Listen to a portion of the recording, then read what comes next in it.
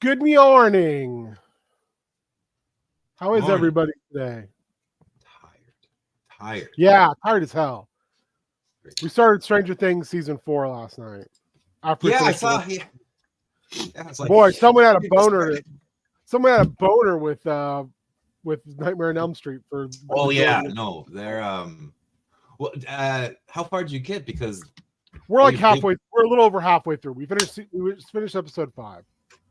so Bobby's shown up. Bobby England, my good friend Bobby England, right? Bobby England. Who's Bobby England? Robert England. Yeah. Yeah, Yeah. no, so yeah, they're like Nightmare on Elm Street. Yee! Yeah, they're like, Right oh into hey, it. Vecna is Freddy Krueger, basically. Yeah, he's a very serious Freddy Krueger. Yeah, very, very serious Freddy Krueger. He could say bitch a good way maybe 5 more times at least. That would just even it out. Oh yeah, the bitch quotient is like non-existent. It's kind of like when we were watching. It's kind of like when we were watching Mount Monsters yesterday, Doug and I. Yeah. And Doug looked at me at one point and said, "I miss Trapper," and I was like, "I miss Trapper too." And he goes, "Do you realize they haven't said 'son of a bitch' once in like 2 episodes?" And I was like, "I did not until you said that." Yeah. I mean, Trapper would say "son of a bitch" at least like 19 times an episode, and they haven't said that fucking word once. Yeah, no, son of a bitch really was like that was his like Excelsior. If he was we're gonna get that son of a bitch, or he like find something like son of a bitch. Go on, get.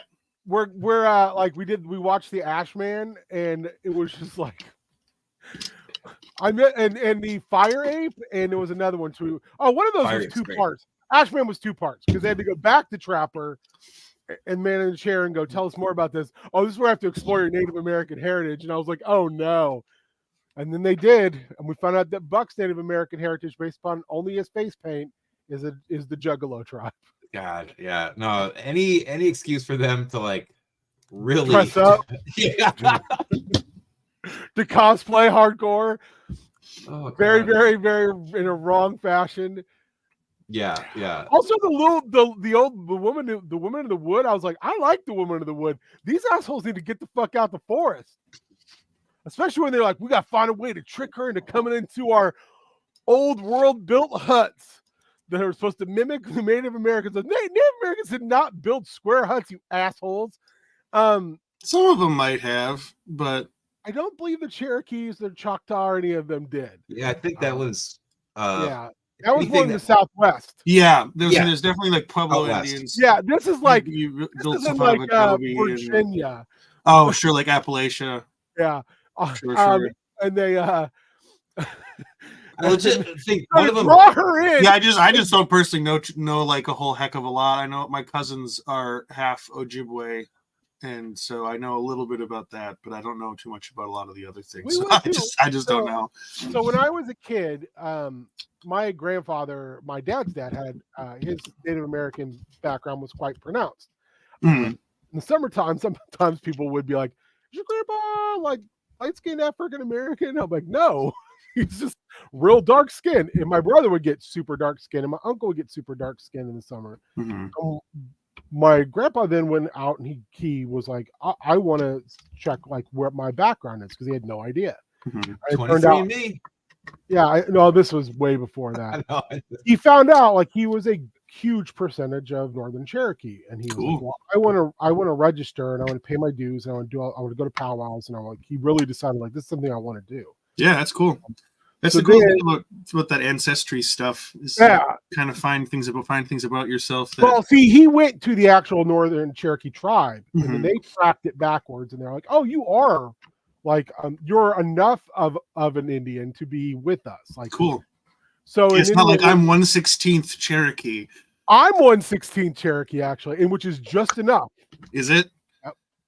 And then my dad was like, I think my grandpa was like 1/4. And then my dad was like 1/8, and so which would be super funny because we would go to these things, and my uncle would be too cheap to pay for his membership and his card and everything. So my dad said, "Well, your Indian name, Bill, is my brother is more Indian than I am." That's the translation, which would piss him off so bad. For a while, they would joke that my Indian name was "Shit's too close to the house," and that was something that got made up at a powwow by some people we knew.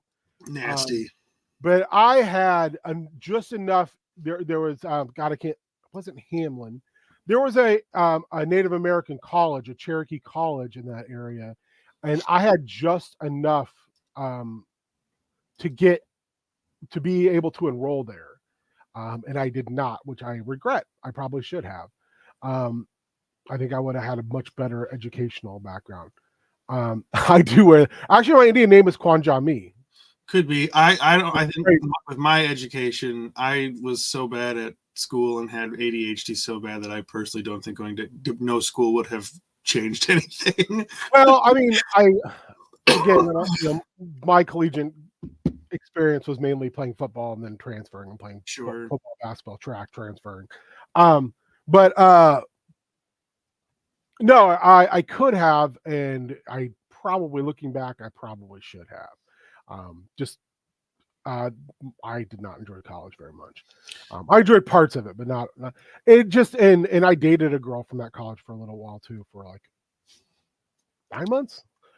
Anyway, getting back to it, like when they did that, I was like, oh, fuck off. Like, this is real bad.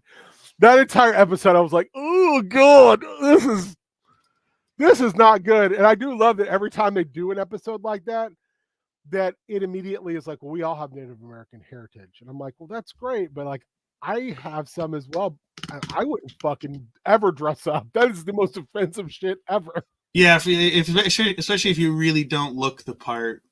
Oh, they don't. I don't know if you've ever seen like pictures of the cast of Mountain Monsters. They do not look the part. Yeah, that's gonna like whether you have the genetics or whatever for it to be a good claim. If you don't look the part, that's probably not gonna. A lot of people are gonna interpret that correctly, poorly.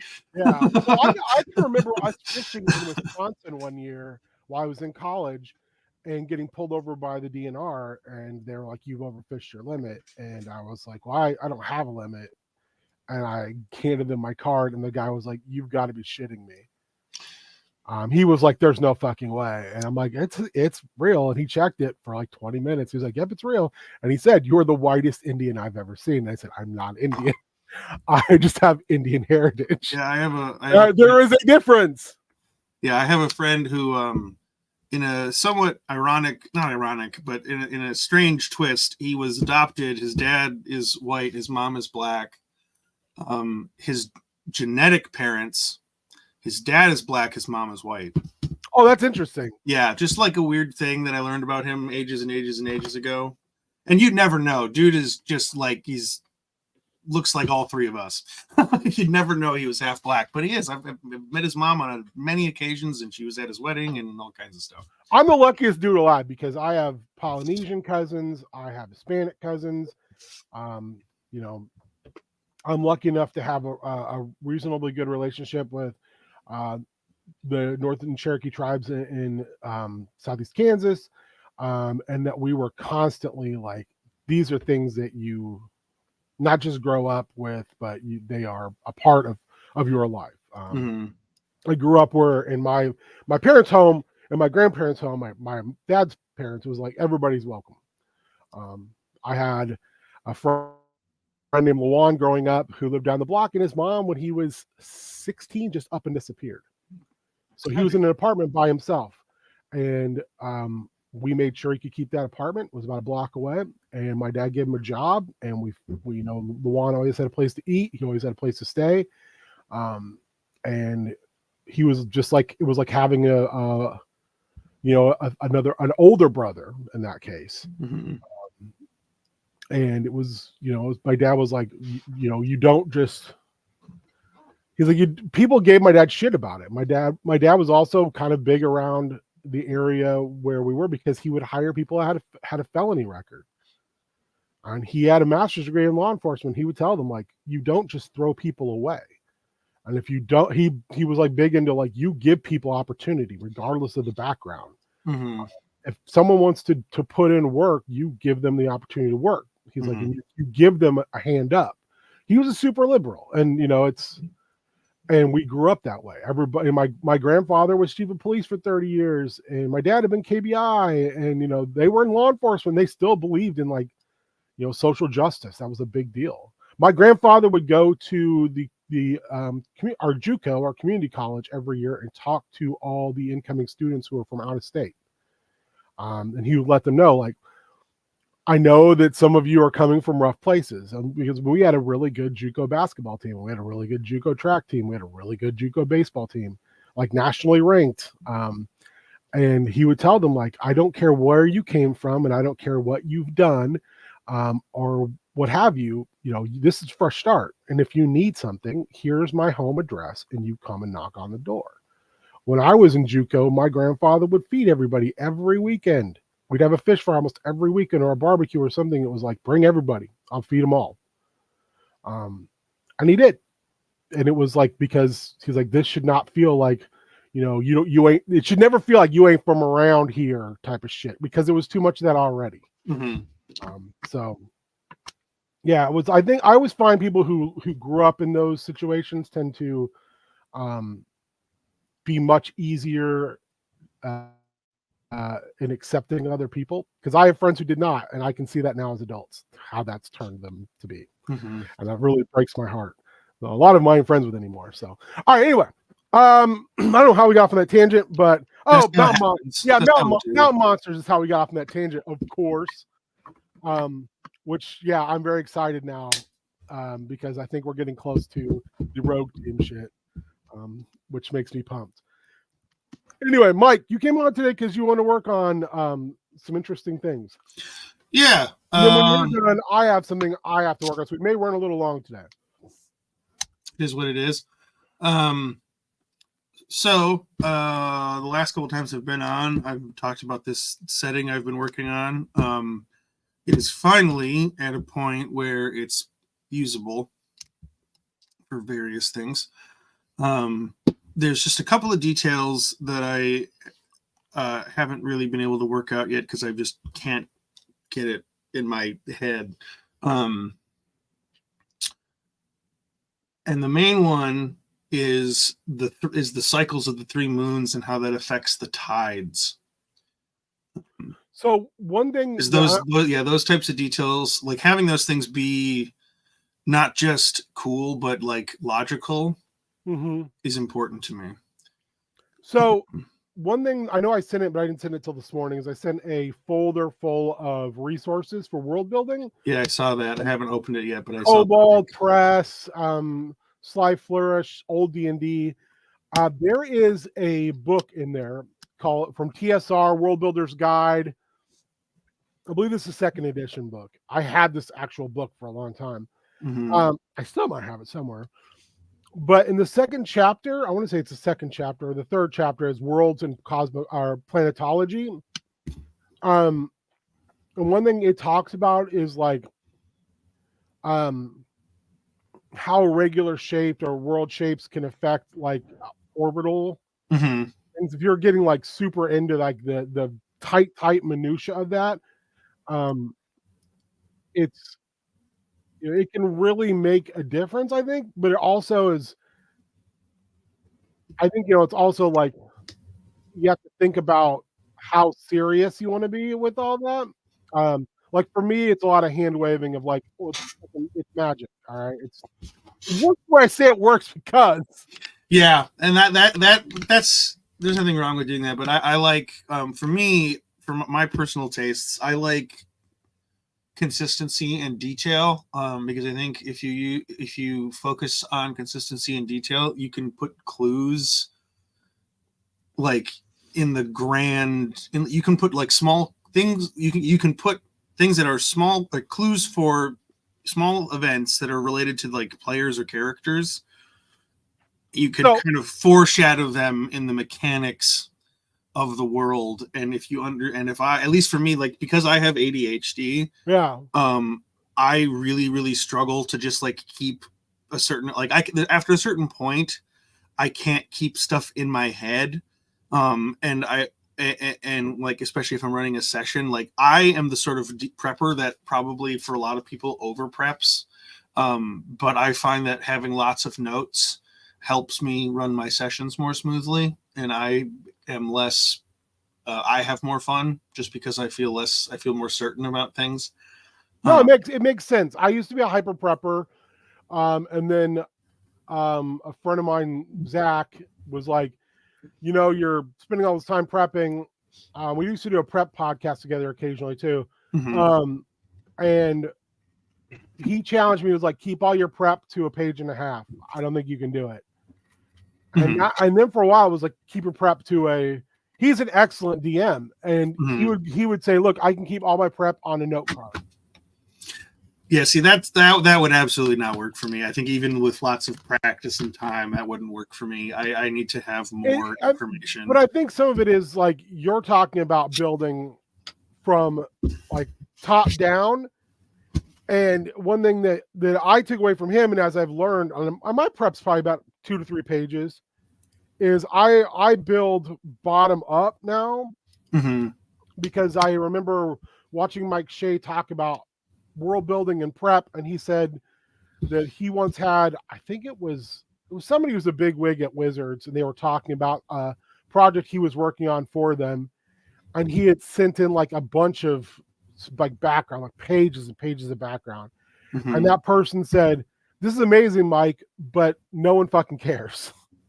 The players don't care, because if they don't touch it, it doesn't exist. Sure. And if and I guess in my case, this world is not just for players and for tabletop games. It's one, I just enjoy the process of world building. It's a fun thing for me to do. It's a fun exercise. So I'm not doing this because I feel like I have to. It's because I want to. Because you want to. Yeah, it's an exercise. And these types of details are the things. Like I am when it comes to storytelling and narratives and stuff, I don't know if you've noticed this by all of the fucking questions that I ask when we play Chaos Car, but I am a very deep when it comes to storytelling. Detail and consistency is like the most important thing to me, because if you can't keep those two things straight, the whole story starts to fall apart and gets massive holes.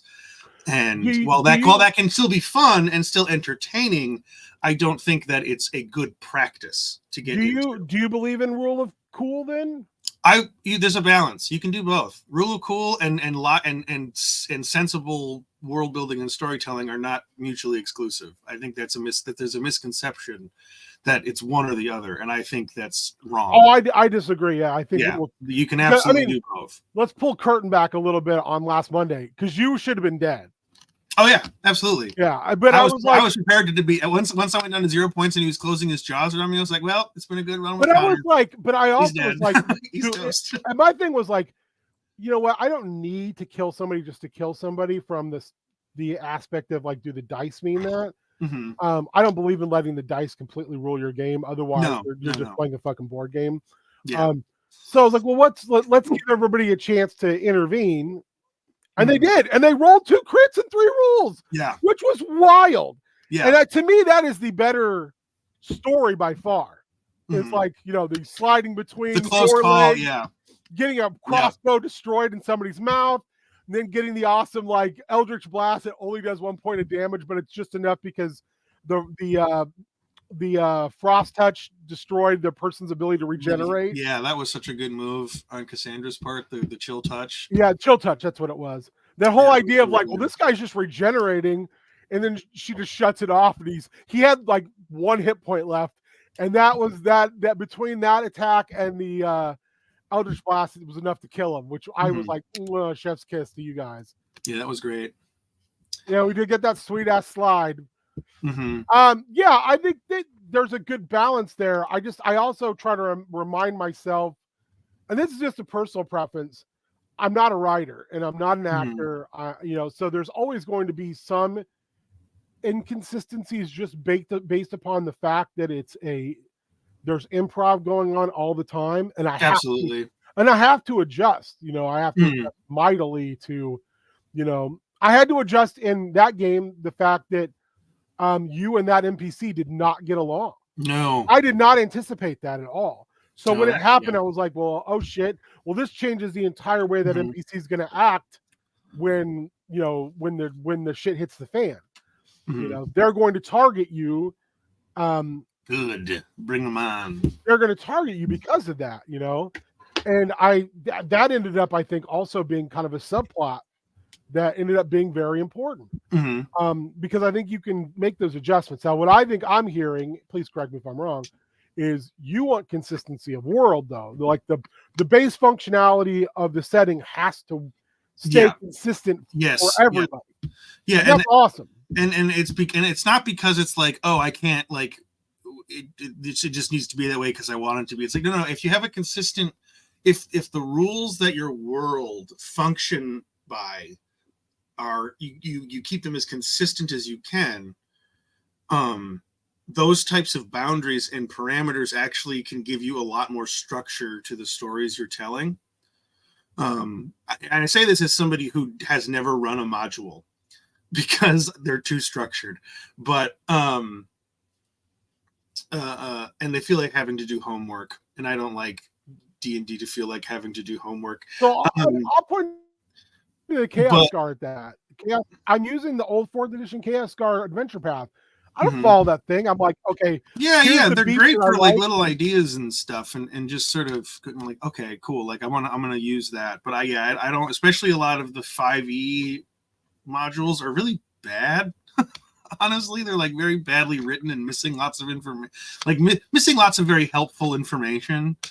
But I think that's also with purpose. I think that modules, by and large, I mean, especially if you look at old modules, they're like 26 pages.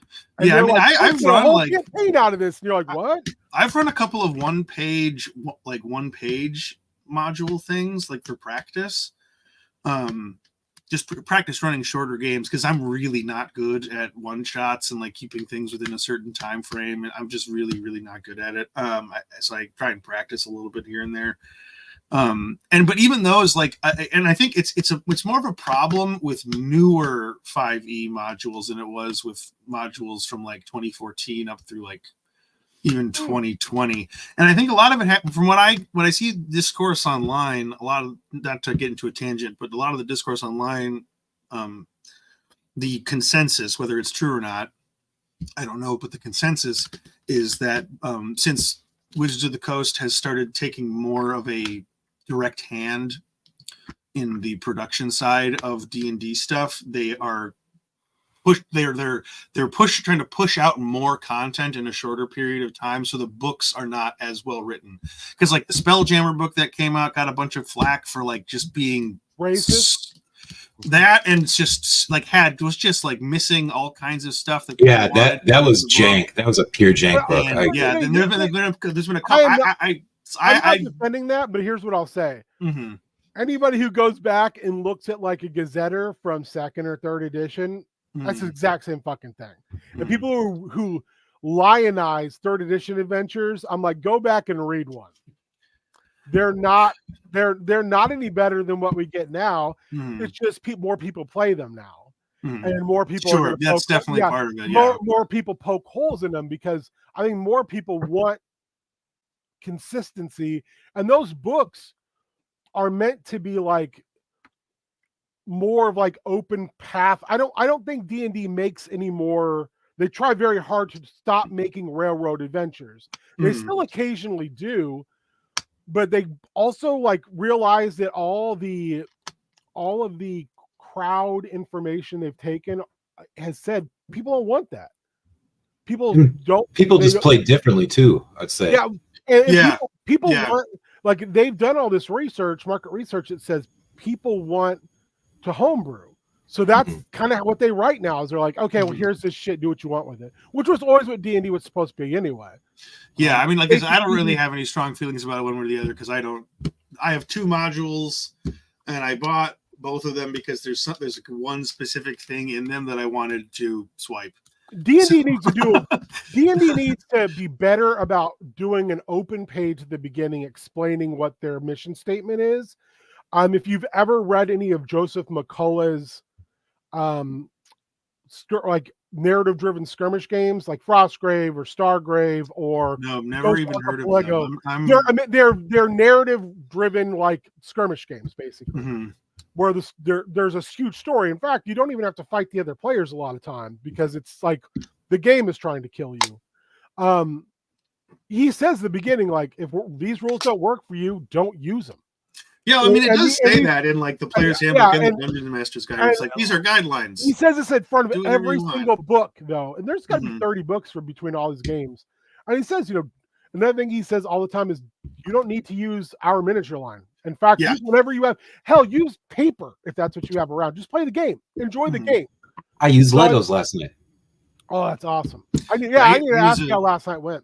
I have a VTT that I use for battle maps and stuff because again with my ADHD having like a battle map that I can reference for people's positioning and stuff like that is super helpful for me. Definitely. And also coming into tabletop RPGs, admittedly there was a gap, but coming into tabletop RPGs, my closest point of reference, apart from like video game RPGs, which are very different, was Warhammer 40K.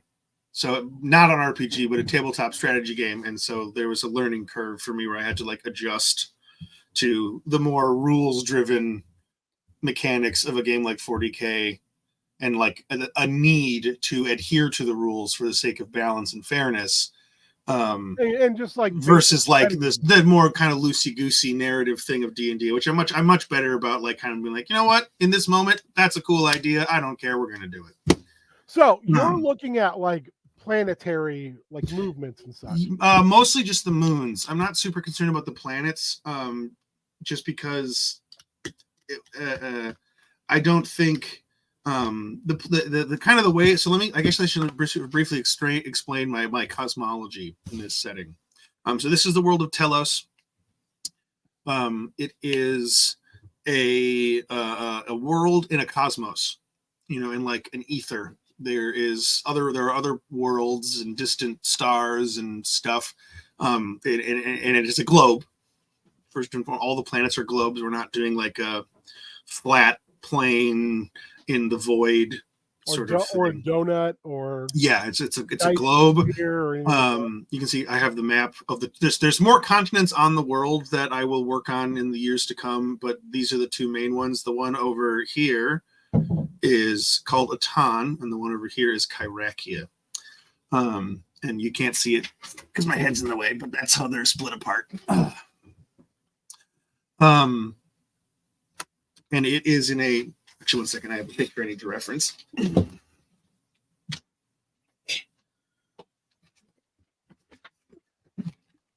have a huge. I did a big pencil drawing, just like a rough sketch of the solar system, just so that I had some reference. But I need to get rid of my virtual background so it doesn't block it out. Let me find the right page. I have this enormous. This is the very first world map I drew with my first setting. Oh, that's super cool. This was like 6 years ago. Here we go. Here's the one. So it's not going to be probably show up on camera very well, unfortunately. I don't have a very good setup. No, that shows up. I can see. Let me trim. There's another light. So there's planet Big Sun over here, Ilion. Our planet is this one. That one. So I drew the three moons that we're working on today. The names have changed, but I have all that stuff handy. So yeah, we're in a cosmos. There is and within the cosmos there is the astronomers and astrologers, because I'm kind of mixing real science and pseudoscience for a lot of the scientific fields in this setting. So everybody's like a theorist and a natural philosopher and a alchemist, and instead of being like a doctor and a chemist and a physicist, it's that kind of thing. Yeah. There's an inner and an outer cosmos. The outer cosmos, I won't explain it too much. It's basically just the stuff that's really far away, things that can be observed but not at any great detail. Stuff that just shows up as a little star, basically. And then there is the near cosmos, which is stuff that astronomers and astrologers can observe with telescopes more easily in detail, stuff like in the solar system and closer by. And the cosmos is super important. I have a lot of, this is not a horror setting. I'm not a horror guy to that degree. but it has elements of cosmic horror in it. A lot of the beings that are interpreted as divine or profane are cosmic in one way or another. It's very much like medieval, if like an alien came to the world in the medieval times kind of thing, everyone just totally misunderstanding and nobody. Have you ever seen a movie called Outlander? No, or is it this? I've mentioned this a couple times, just very briefly. I'm not a huge movie or TV guy. It's like probably 10 years old. Yeah, it's like no, it's not the movie Outland with Sean Connery, which takes place in the same world as the Alien universe, apparently. Yeah, which is like a Western in space, which is awesome. This is like it's a spaceman falls to Earth. Yeah, but there's also like an alien presence with them that they think is they think it's like a people it's like a dragon. As a monster, and it's solid. It's very solid. If you know anything about Bloodborne. The video game Bloodborne. That's I think more of the vibe that I'm going for, where it's like really weird and kind of spooky, but everyone's like, no, this is an angel, and it's like, So we're doing that, and this thing has like a tentacle face, and you're going angel, okay. Well, hey, it makes sense. I mean, old school angels are fucking terrifying. Yeah, well, that's what I'm saying is like just sort of definitely embracing that, like the cosmic dread aspect that religion seems to forget that it carries with it everywhere. Well, I mean, sometimes I think people forget like cosmic horror is not about like tentacle face monsters. No, it's about the idea that you are a very small point of sanity in a universe that does not give a fuck about you. Yeah, it's not a good or bad thing that it doesn't give a fuck about you. It just you don't matter. Yeah, you matter. You're not worth considering. Yeah. And I think that's another thing that people get wrong about cosmic horror a lot too. Is like, oh, these are evil monsters. Like, no, they're monsters to us because the things that they're doing are harmful to us, but they don't give a shit.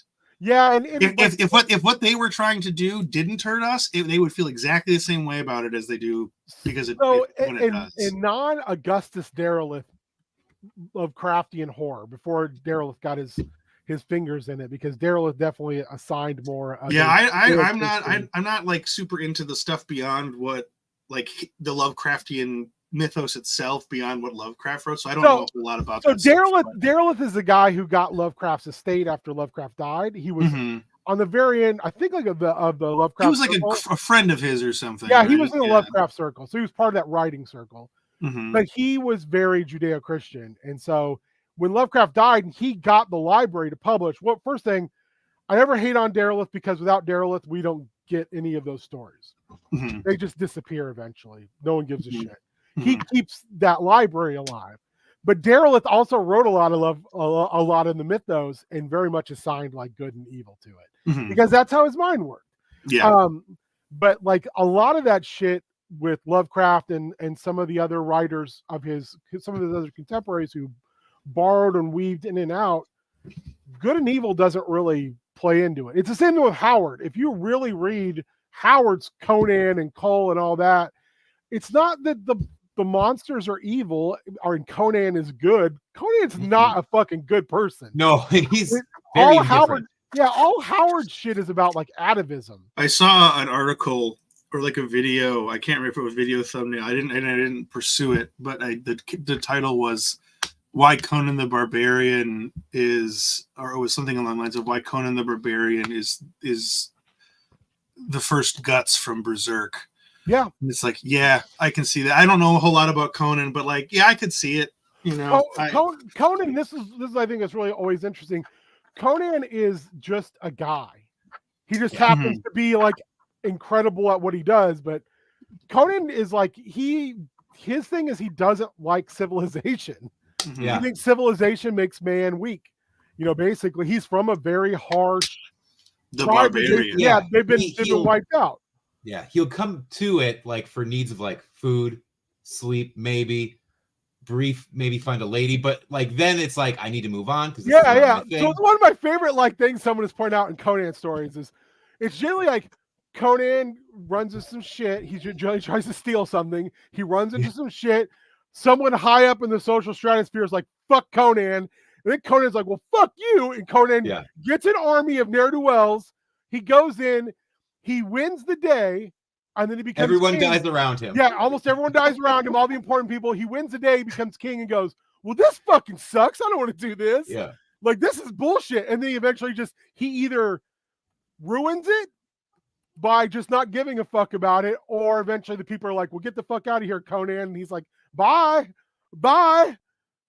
It's the same thing with Cole. It's very like, it's like the Western gunslinger. Yeah. Which is kind of the archetype that Guts is in Berserk. Yeah. He's a little bit more intense and definitely like has more of like a singular motive than like a Western gunslinger, but very much like, I've laid waste to my enemies, and now I go to continue suffering. He's the man with no name.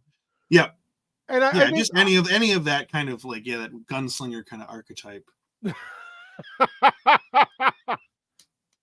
do they hate Conan O'Brien so much? Imagine if Conan O'Brien, because they don't deserve him. They don't. It's true. They don't know. The world doesn't deserve Conan O'Brien. So I mean, one thing too is like, Conan is like kind of also like a meditation on like Howard's personal philosophy, and I'll also point out Howard very mentally ill. Oh God. Very awesome movie biography. Walk Among the Clouds. Oh my God, poor guy. Wow, just you want to talk about personal demons? That guy had him in spades. It was, I'll point out, just like Lovecraft, racist. And I was watching Sandy Peterson video. Sandy Peterson, the guy who created Call of Cthulhu, the RPG, and according to Sandy, gave us everything. He took every idea. He is the Stan Lee of Lovecraft, because he takes credit for almost everything. Sandy talked about how, like, and again, I am fucking not defending their racism, but he did make an interesting point about, like, these were men of their time who had no ambition to be anything other than men of their time. In fact, Lovecraft felt he was born hundreds of years too late, and so did Howard. So they were very much like they had no interest in that. Howard had a romanticized interest in it, but they were both mentally ill, and the only reason we talk about them all rather than saying just another racist guy from the 20s is because they wrote. And I kind of feel that to a degree, that their xenophobia comes from that, but at the same time, it's like, don't lionize their xenophobia. No, like, yeah, I mean, it's one of those things where it's like, people like, not again, total tangent, but like General William Tecumseh Sherman, dude, ended the Civil War, put the Confederacy in the fucking grave, and then went on to murder thousands of Indians. So it's. Yeah, it's people. Teddy Roosevelt. Especially people are complicated, especially the whole great man syndrome thing. Like Teddy Roosevelt. Look at all the things Teddy Roosevelt did. But he also said the only good Indian is a dead Indian. Yeah. Another really good example of I think the best example of somebody who did some incredible stuff, but also a lot of really ethically and morally questionable stuff. Fritz Haber, who is a German chemist in the late 19th, early 20th century, was the guy. He was a guy. I can't remember the name of his partner. Someone Bosch. They developed the Haber-Bosch process, which is the reason why we can feed so many people on Earth. They created a means for creating for processing and creating ammonia that they could turn into fertilizer, because there are more people on the planet than the planet can naturally sustain right now. And there wouldn't be this many, there'd be starvation everywhere if they hadn't created this process to create ammonia gas, which was then used on the battlefields of World War I and in the gas chambers of World War II. And this is a guy who won a Nobel Peace Prize for his work because he fed millions of people. And that is a complicated as fuck legacy. Huh. And I find him fascinating. Again, I'm not lionizing him, but like, that's an important fucking dude in history, one way or the other. Like, not good important necessarily, or like exclusively, but that is what he did. Has shaped the world that we live in. Yeah, when you get to the morality, so I am far more forgiving towards historical figure than, like, let's say, the atrocities and the genocide in Palestine right now. Yeah, well, exactly. Yeah, like, people because are I think, products of their time. There's only so much you can expect but them to but I do. also think, like, if I make something like ammonia gas, I don't have control over the fact that a military will weaponize that. The thing is, he agreed to work for the military, the German Then military. His whole that thing. point, then Yeah, you that's what I'm saying. his But again, they also that same process allows for millions of people to eat food every day and how many and not starve. You know. And I also look at, like, how many people did you have to kill to get there? Well, the thing is, the gas, the fertilizer came first. You weaponized later. His whole thing was in peace, the world; in war, the fatherland. So which is also complicated. Like, yeah, it's complicated and horrific. Yeah, absolutely. For the betterment of mankind, but mainly, I mean, the Germans. Yeah, and that was kind of the common. That was a very common worldview back then. That's no different now. That's no different now. It's fucking scary. Yeah, nationalism is a wild thing. But anyway, okay, so I'm getting a couple things. I find most isms to be scary. Yeah, isms for the most part. I'm an atheist, which isn't an ism, but it's an ist. And I find atheism is generally a good response to religious insanity. But that's just me. Okay, so hang I'm on. not seeing anything in this particular book when it comes to tidal patterns. I'm gonna look and see if. Yeah, well, my sort of thought for this whole process has been to come up with, like, I'm putting together a graphic right now of the 3 moons at their zenith, and then kind of. So I guess I would also ask, like, what are you looking for when we talk about this? Like, what is your goal? Like, how does this affect the world? Well, the tides, and that's going to affect trade. That's going to affect coastal communities. That's going to affect what kind of resources and stuff. Like, I don't know, huge floodplains and things like that. Yeah, does your world have, like, lycanthropy? Does that affect that? No. So my world is as it is fantasy. It can't get away from high fantasy completely, but my setting is a very low magic, more historical fantasy setting. Okay. Where the cultures are very based, it's not really a 1-for-1, or at least that's the intention. But a lot of the cultures are and will be based on or inspired by, just if nothing else, the aesthetics of real world cultures. To some, again, with change, I don't want everything to be exactly the same. But no, magic is extremely rare. There, things like magic items don't really exist. Like, there's a few. There's like some legendary swords and stuff like that, but like you can't go to a shop and buy a ring of +1 protection or anything like that. Like, it just doesn't exist.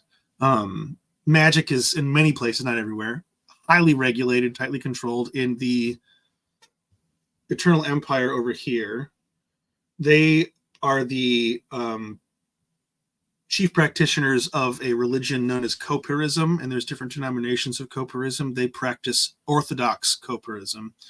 All of it is based around worshiping and revering these enormous pharos trees, which are kind of ash gray and have rivulets of blue mineral running through the bark, and their leaves are kind of like gray green, gray blue. So they're almost like druids then. No, it's honestly a lot more like Christianity or something. It's not a nature religion, because without spoiling anything, it plays into the cosmic stuff. There's more going on behind the scenes with the trees than anyone in the world knows. Okay. There's kind of some there's cosmic there are cosmic beings that have, whatever passes for an agenda for a cosmic being, and the trees are a part of one of those agendas, but nobody knows this. And in a lot of Coperian states, whether it's a sort of a Protestant denomination or something more orthodox. Well, so magic is very regulated, or at least very seems suspicious. Within the Empire, it's actively controlled by an Inquisition and an order of knights that goes around and rounds up mages to either be trained as sanctioned mages, whether that's like a cleric in a temple or as a battle mage or something like that. So or they're kind of get some nasty body horror stuff done to them and weaponized. I can think of like two ways very easily to do this. You could do your like phases in that they all are kind of phasing similarly or like a step behind each other, and this causes like your differential of tide. So you're gonna have rough seas, which if you've got 3 moons, I would assume that's probably a very realistic way of doing it.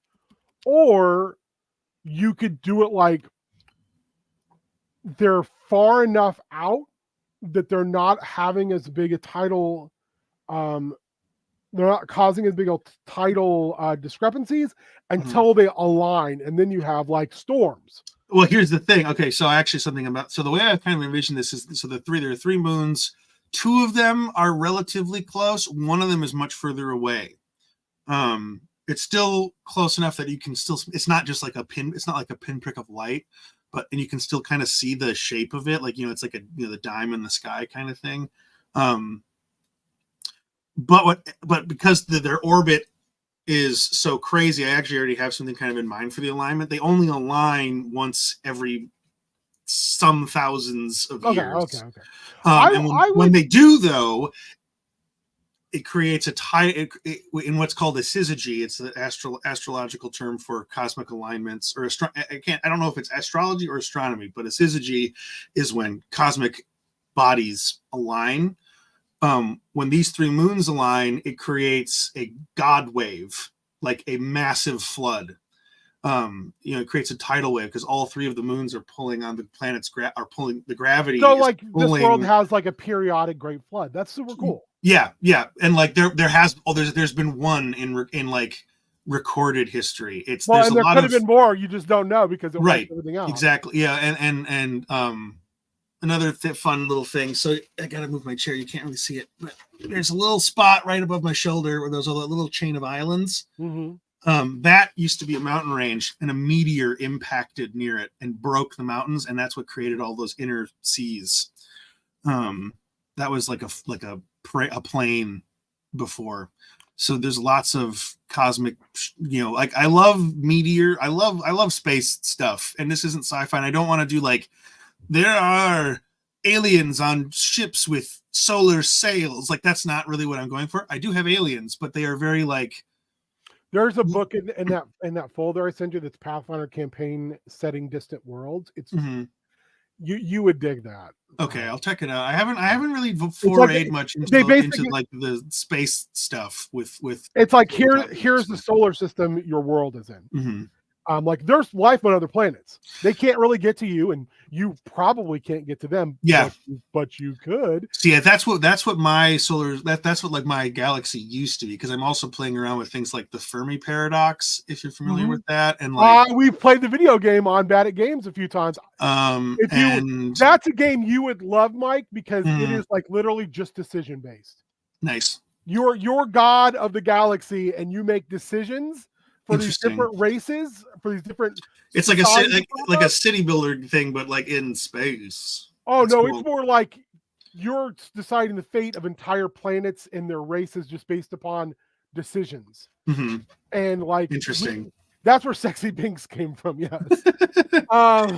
It's great. It's on Steam. It's probably super cheap. Yeah, I just spent like $20 on cheap games, so that's I'm tapped out for a while. So good. It's such a good game. I picked up Civilization 6, and that was something that I had to be talked into getting because I tried playing 5 and I did not like it. But 6, I'm finding 6 has satisfying elements. I don't think it's fun. It still feels a lot like a phone game to me. And I don't know. It's $19 right now. Nice. I'll try and remember. Yeah, I got the games I got were like $5 a pop. because This is I'm broke totally and jobless, so it's hard. Like, it's hard to justify spending money on games when it's like more than $10. This is one that's like you can play for an infinite amount of time because it's constantly changing. Sure, it's definitely something I'll try and remember. I'll try and remember to check it out. Because I am looking for more game, like add a couple more games to my library that are a little less mentally intensive or like mechanically intensive. Because I play a lot of like Souls likes and RTS games. Let's see what else. What else? Other prerequisite information. Yeah, so I've got a lot of cosmic stuff going on. Yeah, meteors and like eclipses are going to be important. All kinds of stuff. But then I have a graphic pulled up for my moons. Let me share my screen here. You did help, Super Spike. You did help a lot. It was very great. Nice. Okay, so I have my moons. That's kind of a rough alignment.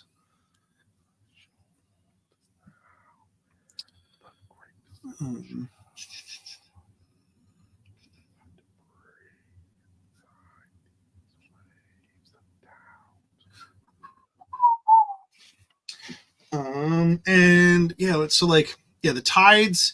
It's one of those things where it's like it's not going to be like in your face super important, but I feel like it's one of those mechanical details in a world that like. So one thing I could see being very interesting is the idea that like one moon is like one of those 3 moons is like the storm moon beyond the one that's like if you fuck around you will find out with this pinprick moon. But yes, like so that's the Garrus, the rogue moon. So is the most distant one. That you have one is like for one is like your peaceful moon, almost like if you've ever like read about like the 3 moons of Dragonlance, how one is the evil god, one is the arbiter, and one is the good god. Mm-hmm. And they represent that way. So like if you can see Takesis's moon in the sky, it shouldn't like, oh fuck, this is bad. Yeah, I think there's definitely like because there are other religions. Coperism is like the Abrahamic religions. How like the different denominations are very similar, but they do have their own specific customs and practices and tendencies and things like that. But there's also other like sort of pagan, like multi-deity pantheon kind of religions and stuff that exist too. And in my world's version of like the Eastern Mediterranean would be like Greece, Turkey, that Anatolia, that kind of area. Again, I would maybe look at an overview of Dragonlance because there's a lot that sounds very similar to that, like the fact that Dragonlance kind of shit falls apart when a monotheistic cult this basically goes, we're the one true god. Yeah, I mean, like I'm at a point in history where that empire it had gone through a very long period of waning and has been sort of stable for the last like 1,000 years or so. It used to be much bigger and much more predominant than it is, but it's because it got kind of too big for its britches, and in the internal politics and different, because again, this is like classical. I mean, it's classical religion. It's very oppressive. Very my way or the highway. Even to the point where like the Coperi, like again, kind of like how it was in the late medieval, early modern era with Europe, how the Protestant nations and the Catholic nations were always just like killing each other constantly. So we have the 30 Years' War where 8 million fucking people died over the course of 30 years in Germany. I'm gonna step away for a second. Keep going. I'll be back shortly. Yeah. But I do have kind of characterizations for these moons in this other sort of pagan religion, which is called Threskinism. Okay. And that word comes from, it's the academic word that is, Threskinism or something like that is the academic word that kind of groups the Greek religions, like the ancient Greek religions together, because there wasn't those polytheistic religions don't have most of the time like a name for the religion, because it's so everybody's thing is so different, and everybody, each city would have its own patron deity and things like that. So Threskinism is the word that I'm borrowing as a sort of categorization. Okay. Because in the part of the world that's you can't see, it's behind this shoulder. That's kind of like my Greece, Anatolia, has a lot of those kind of vibes, and they're the people who's like their deities. The names for their deities are the ones that I'm just kind of using as the main point of reference for stuff. Obviously, different cultures would have different names for similar deities. So I have Oneiro, the silver moon, or it's the dreamer's moon, that's tied in with the goddess Fentis. I think it's Fentis. Let me make sure. Yeah, it's Fentis, because she's a dreamer. She's one of the two gods of fate and prophecy. Her sister Thalvathus is the deity that is represented by, Scota, the dark moon, which is this one here. And then he's a god, but he's kind of in an interesting place because he's also like one of the, without opening up a whole other can of worms and explaining huge parts of this setting, the kind of the Coperian interpretation of the cosmos is that the things that come from above are angels. Things that come from below, or from what is not below, but I have three planes in my setting: the cosmic plane, the material plane, and the abyssal plane. And that's where things like demons, or like what people interpret as demons, come from. Because names like demon and angel are, in this setting, terms that humans have assigned these entities. They're not there's no cosmic there's no cosmic law about what an angel is or what a demon is. That's not a thing. It's more mortals putting attributes to it to make them understandable. Exactly, because fundamentally in this setting there aren't gods. Entities like that don't exist. It's humans creating, as they do in the real world, their own mythologies and their own belief systems, and then these cosmic beings kind of operating on their cosmic scale, sort of inserting themselves in to those different like aspects and kind of taking on that role or that name or whatever. Feeling the need so Garrus. Garrus is it's the rogue moon because it's representative of Apotheos, who is one of the great one of the demon gods, but is also kind of grandfathered into the Threskinite pantheon as like the trickster god, like the god of change, the god of upheaval,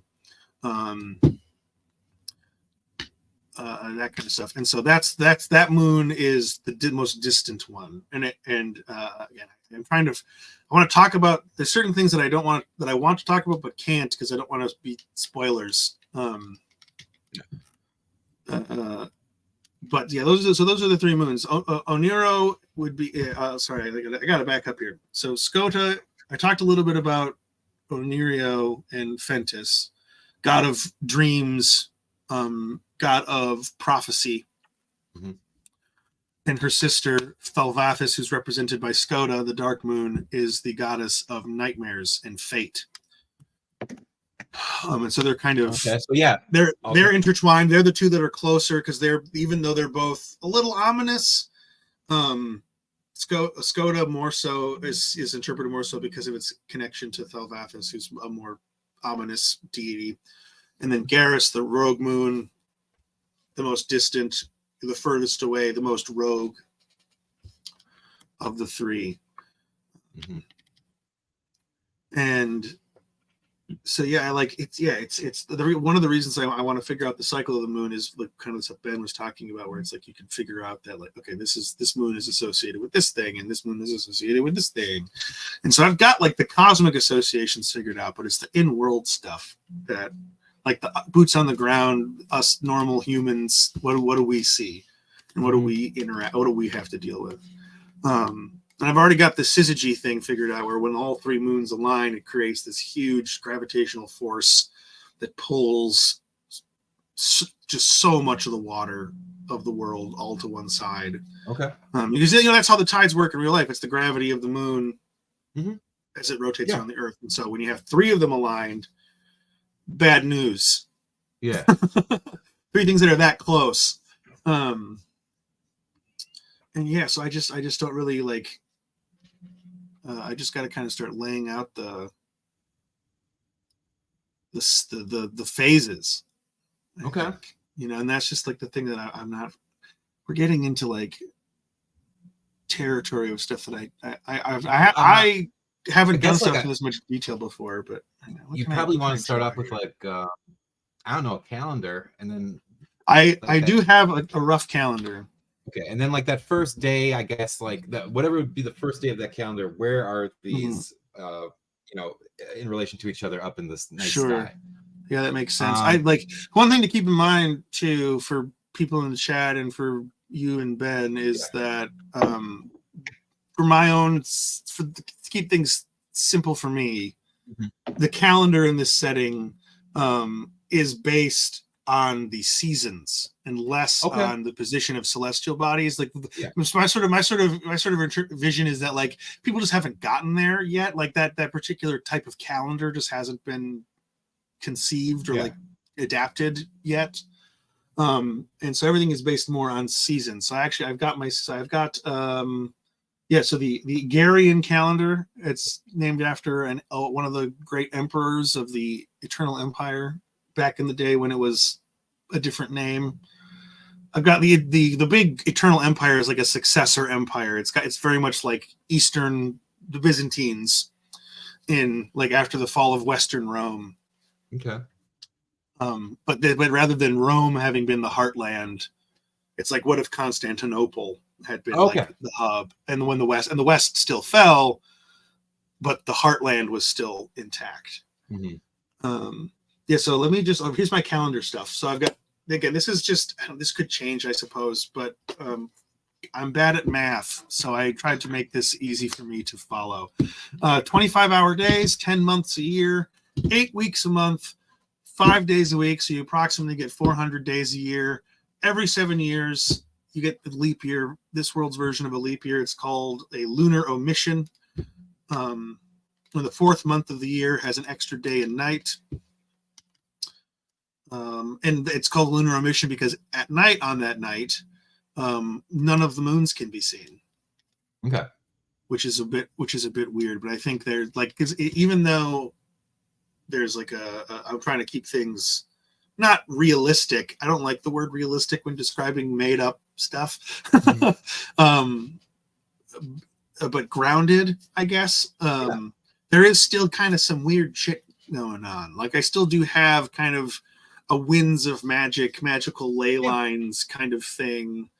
And so I think there's some weird reason that the moons don't show up in the sky. I think maybe it's like they're just like the position of them is such where they're like just like the rotation of the globe maybe is such where they're like both just kind of like above the horizon or something like that. Okay. And you'll never, except for one time of the year, have all three. One night every 7 years. Or no, I think 7 years. Okay. I think what I decided is that you could see the moons during the day, but not at night. Okay. I don't know. Maybe this doesn't make any sense. I'll have to work on it. That would actually doing that. When it comes to that 7 year point, that would be kind of a cool little bit of flavor that might hit home a little more with the players. If like, it's that kind of occurrence where you sometimes see the moon out in the day sky, and it's just like, but all of a sudden it's not. None of them are there tonight. That could like, what? Well, I think the reason I settled on it was because I feel like one of the reasons we see so well at night, or we can, out in rural areas, not obviously in the city where light, you have streetlights and stuff. Oh, but yeah, out all the in, pollution, like the yeah. wilderness, one of the reasons that you can see at night on a clear night is because the sunlight reflecting off the moon. Mm-hmm. It's not the stars. The stars are too far away to create that much light. So my sort of thought is like this lunar omission night where you can't see any of the moons. That's like a night of extreme superstition and fear because it's just darkness. Yeah. Oh yeah, yeah. You know, there's still stars in the sky, you know, if it's a clear night, but the light from the moons is not there. That'd be a purge night. Something like that. Yeah, some weird, not a purge night, but like there's definitely I mean, if I was creepy. if I was a cult and I wanted to attack my enemies, it would be that night. Yeah, I mean, like there's not one thing that goes on, you know. So something like that, I'm sure, happens somewhere in the world, you know. It's kind of like the idea of, and also it's the idea of lunacy. Yeah, fair enough. Fair enough. Yeah. So I was just kind of walking through the calendar a little bit. The calendar isn't super important, I don't think, because the calendar in this setting at least where the world is now, is based more. I was saying to Colin in the chat that it's based on the seasons more than. So does it change based upon which part of the world you're in because the seasons are different? Well, yeah, I mean, like we're you know, you have to remember, like in the modern world, we have globalization where we have like a certain amount of standardized stuff, you know, like timekeeping and things are all, even if there is a local means of doing it, there is still an international standard that is used for business and travel and things like that. That, you know, this is a world before any of that exists. There's going to be different countries use different calendars. To simplify things, I have all of the former imperial states. Hi, Shaggy. Using, see you later.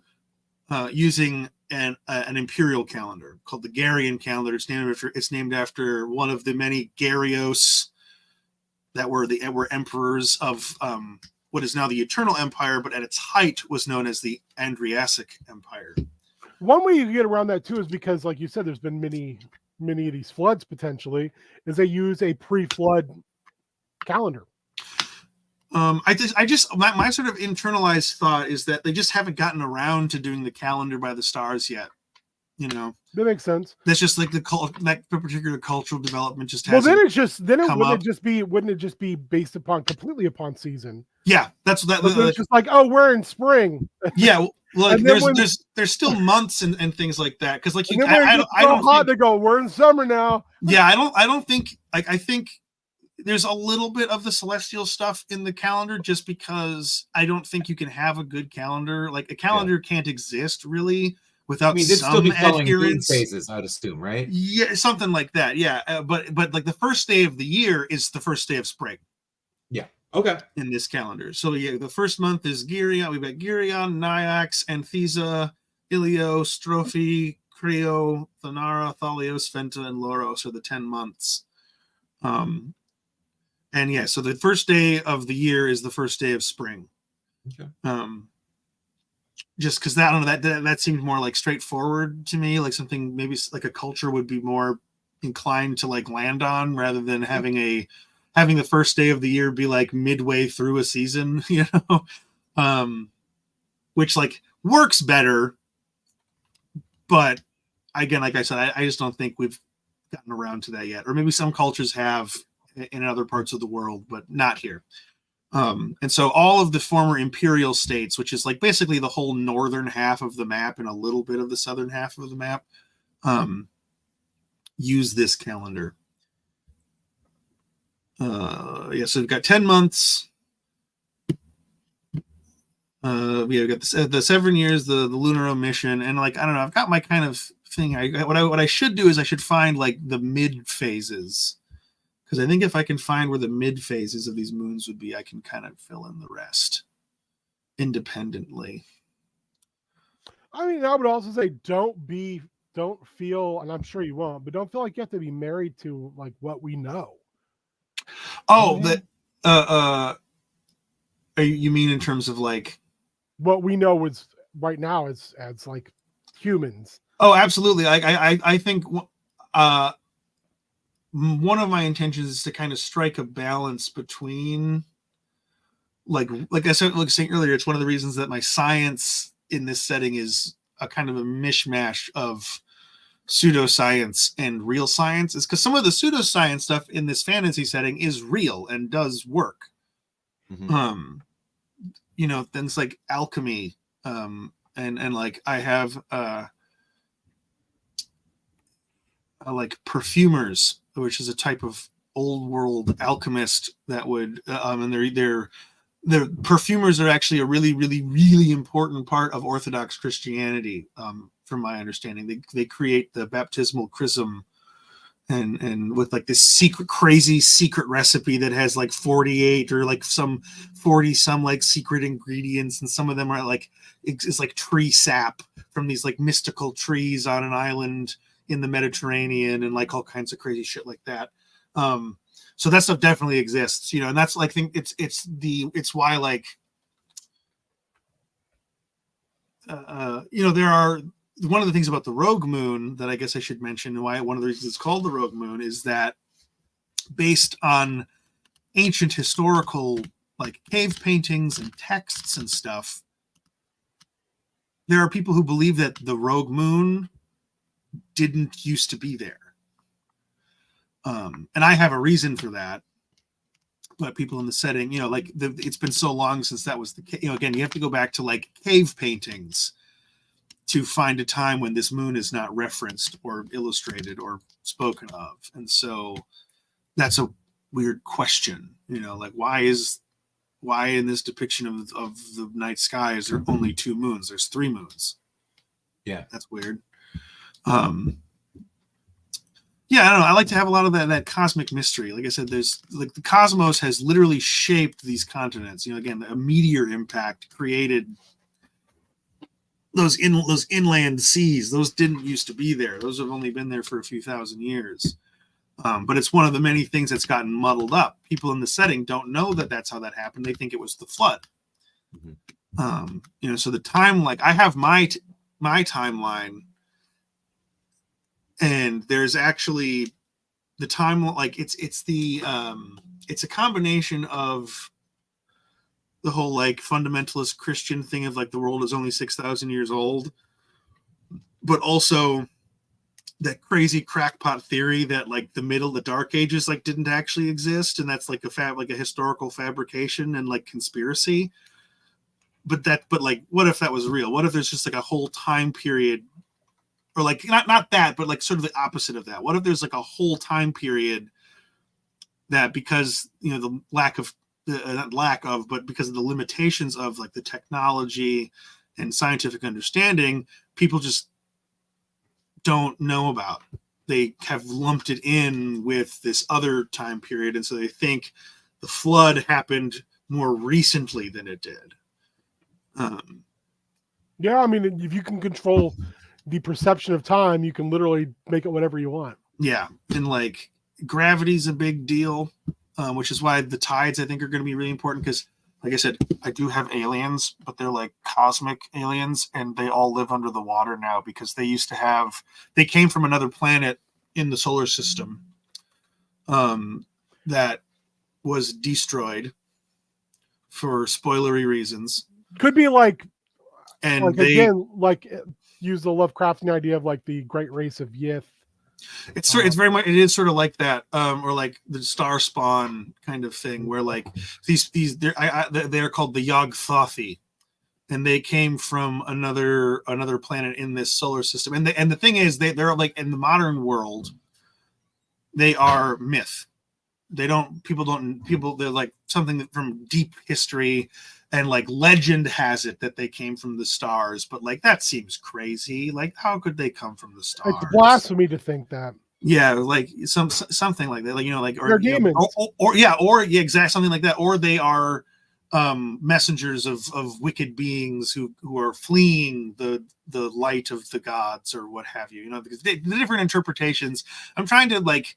One of my big grievances with high fantasy TTRPGs and the way they do religion, and this, I guess, more comes down to specific games and like dungeon masters and stuff, is that a lot of time religion is just kind of this very like homogenous, like yes, we all worship the same 12 gods. This one just has a kind of different name. And the religion is all just kind of a background detail that people can choose to engage with if they want to. But that's not how religion fucking works in society. It's a choice a lot of times, though, because if you delve too far into it, it can become very uncomfortable for certain folks. So I think it's got to be a conversation at the very beginning. I have a group that I'm getting ready to run a trial campaign in the setting, and that was one of my things. Like, I am atheist. I am anti-religion. I think religion is a net loss and net detriment to human civilization. If that is not going to be something that you're comfortable with me bringing up a lot, this is not the group for you. And I think that I mean, when you know that, like, that's a good thing. I think it's a lot harder when someone steps in and they're like, I am not prepared for that mentally. But if you're running a game that's built upon those ideas that, like, hey, this is a thing where we're going to hit it and we're going to hit it hard, then yeah, like for me, I look at it as like, I very much look at religious figures like the idea in Dungeons and Dragons for me is like, gods are gods, but they're just, generally speaking, they're either ideas given thought form, or they're people who found a way to elevate themselves to a power that is almost like superhuman level. They're just like, so if I go, like I just did this in D&O, when they went to Mount Celestia, they saw all these gods. They all saw them different because some of those characters are from different worlds. So when they met Hades, like they all looked at a different form until that being was like, oh, I'll make this simple for you, and turned themselves into a 1950s dad. Because like a couple of them were fucking freaking out because they're like, I'm literally looking at the manifestation of death, and it's too much for my child mind to understand. Right, sorry, my phone is going crazy. I'm just trying to turn off the Mike, would you be okay coming back in 2 weeks too? Yeah, I can, because you have your thing you wanted to work on, right? Yeah, because I have something I need to kind of put a little work into before. We're not doing prep school next week because I'm doing that like 6-hour, 7-hour charity stream or fundraising stream, whatever you want to call it, in the afternoon. So yeah, I kind of got to put a little hustle in my. No, that's okay. And I need to crowdsource some ideas for this bullshit. Yeah, the one last thing I will say, and I think just because you missed it while you were away, the way that mechanically gods function in my setting is there aren't any. Like, there aren't any god. There's no higher powers out in the cosmos. There's no like creator gods or anything. This is the universe, and humans have created their own mythologies and their own. I say humans because that's the only. There aren't elves or dwarves. It's just humans and like kind of different species of humans. So just to clarify that real quick. They have created all their own gods and religious belief systems and stuff like we have done in the real world. But there isn't anything on the other side of that. And what is on the other side of that are cosmic beings that people have either through their own nebulous, hard to understand motivations, which I have reasons for, but don't want to spoil too much, have sort of, they wear those names of those gods like a skin, like they're inhabiting an already existing idea that isn't actually represented by anything. There's nothing there. So that's, I think, and like that's where I think the real like cosmic dread stuff comes in, is like these are like parasites. Like feeding on something. But I gotta hop off. I'll catch you guys later. Sorry. Yeah. Bye. See you later. I will let you get to your thing.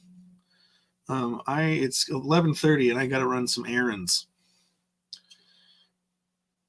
I gotta drop some money off at the ATM. Let's see. I'm trying to save this graphic. What are you're working on your stream thing for tomorrow or for next week? For next week. Nice. What are you doing for that? Let me share. So I want to do something weird, and I'd kind of had this pop in my head.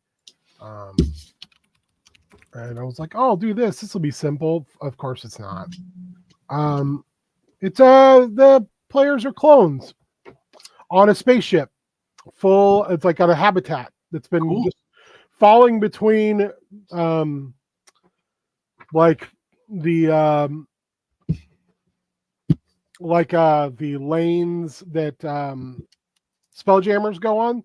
They're from a technologically advanced world. And the players like wake up and they come out of these sarcophagus, which are kind of like sci fantasy. Yeah, like cryopod kind of things. Yep. But yeah, they come out and like people are like, "Oh shit, hey, you're back!" You know, they don't remember any of it. So I'm trying to work out like where magic comes from. So I decided like the wizards, it's like the ability to manipulate the code. Also, the PCs have no idea that this is what's going on. Cool. If they figure it out, then they're like, it basically unlocks stuff where they can go, oh shit, we need to fix the ship. We're oh shit, I didn't know that Beard was even there.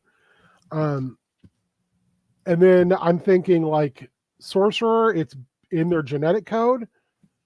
Oh sure, yeah, it's like they're just born with the genes. Yep, and then I got to figure out warlock. It's like if they were born with BioShock plasmids. Mm-hmm. So also like changing the races. So like the Terrans are dwarves, Drugar, gnomes, elves, halflings. They're just like abhumans in Warhammer 40K. Yeah, I was gonna say that sounds very like the whole.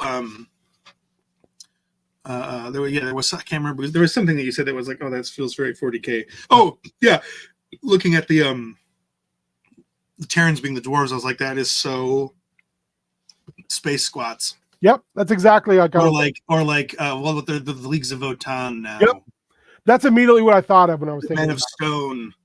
Which like I as a longtime 40K dork, I'm not a huge fan of a lot of like the things that they're like. I'm not a huge fan of some. I won't say a lot, but some of the things that they're like canonizing that used to be like a mystery, which was like fun to talk about. But one of the things that I do think is cool, they're going like, these are the Men of Stone. The Men of Stone that have been such this huge part of the mythology of like the dark age of technology, like the pre 40K galaxy, like the galaxy of Warhammer 40K before it was Warhammer 40K. The Men of Stone and like the Men of Iron are like these big important things. So like it was cool for the Leagues of Votan to be like, these are the squats, we're bringing the squats back, but they are also the Men of Stone. I also love that idea. I like 40K cool. lore a lot. Yeah, the lore is great. The table, I haven't played the tabletop game in ages, and honestly, if I did, I would probably just stick with 6th edition, which is the one that I have and the one that I'm familiar with, because I don't have the money to invest in all the new stuff. If I was to play 40K, it would definitely be like Necromunda or Kill Team. Sure. Yeah, the Kill Team stuff looks interesting. My like not goal, but one of the things I'd like to do is I'd like to buy one of the combat patrols, because those are like a small self-contained like. But I already have core space, and I have the books for Stargrave, so there's no reason for me to want to do that. Yeah, they're very similar style of like skirmishy, but you know, core space and Stargrave are both huge like narrative games. It's like there is a story involved. My two games of core space with Doug were they were as much an RPG as they were a board game. That's fun. As much of a skirmish, like. I can remember things that happened in those games, and they are fucking great. We would do that. We would like tack on that stuff with my 40K friends that we play with. Like we'd all have our, you have like our hero characters and stuff. I one of the coolest things that happened to me playing 40K ages and ages and ages ago. My brother never really like got into one army and never really got into the game enough to like have a cohesive force. He's 4 years younger than me, so when we got into it when I was like 12, he was 8. So but he for a period he dabbled with Tyranids, and Tyranids used to have a hero character called Old One Eye. It was a Carnifex, one of their big like siege beasts that could heal wounds, and like that's a thing that you can buy. It's an upgrade you can put on Carnifexes and other Tyranid like mega creatures now.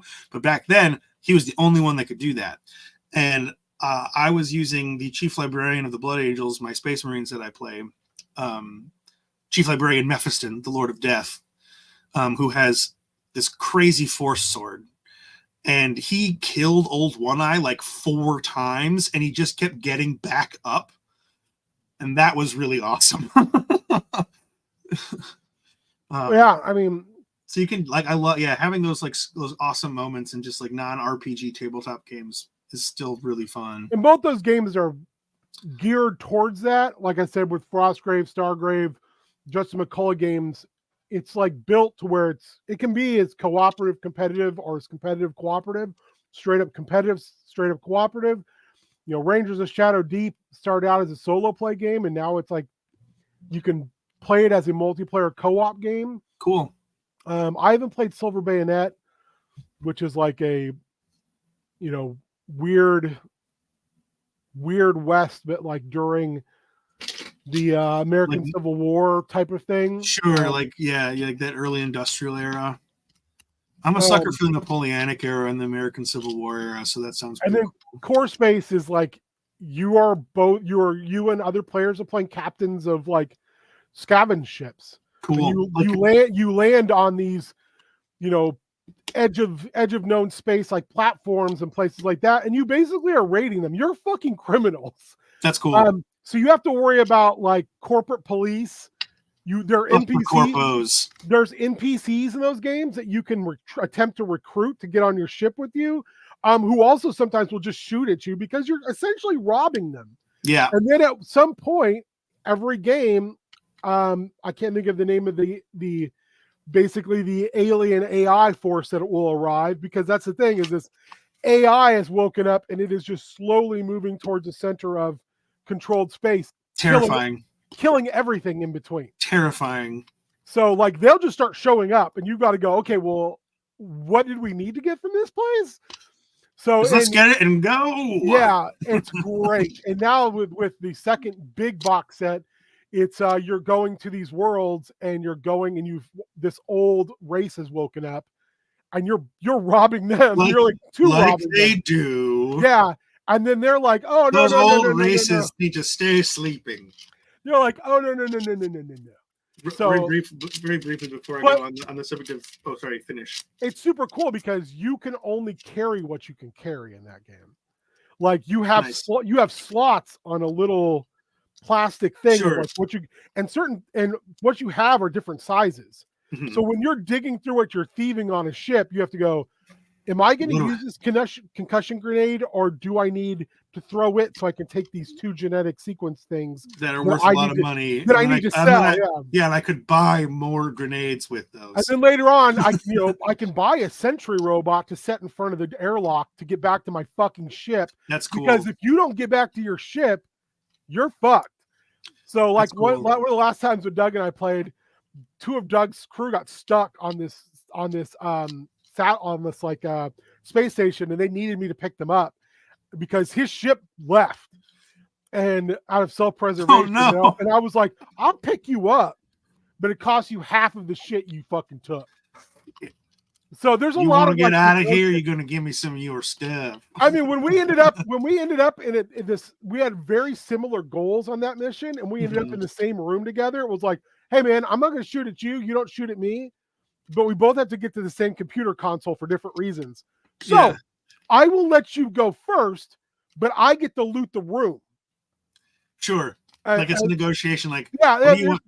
Rock, what do you want to do first? I'm going to do the other thing. But at the same time, some NPCs walked in and we're like, what are you guys doing? And we're like, nothing. And then they just started shooting at us. So all hell broke loose anyway. None of your business. Yeah, it's a game built on like scenarios as well, whereas Frostgrave has like campaigns, but it also has this cool thing called ulterior motive cards, where you get a card at the beginning and it might be something like, get a 50 XP if you do not attack a single player-controlled enemy. And someone else might get one that's like, hey, get 100 XP for every fucking guy you killed that's controlled by another player. It was something that I experimented with, just completely like homebrew. I didn't have any really reference for it, but it was something I experimented with in one of the Extra Life one shots I ran one year, where I had all the players had a secret that somebody else in the group was trying to like hunt down. And so everybody in the group like was looking for somebody else in the group, but they didn't know who that person was, and they didn't know who was looking for them. And so that was like, it created, because the sort of premise was like an Alamo like kind of situation where it was like it was a sci-fi thing. It was using Mass Effect 5e. And it was this planet was being attacked by pirates in this. It's a big famous event from that setting. And they were like holed out. They'd all been on the planet for their own different reasons, doing their own different things.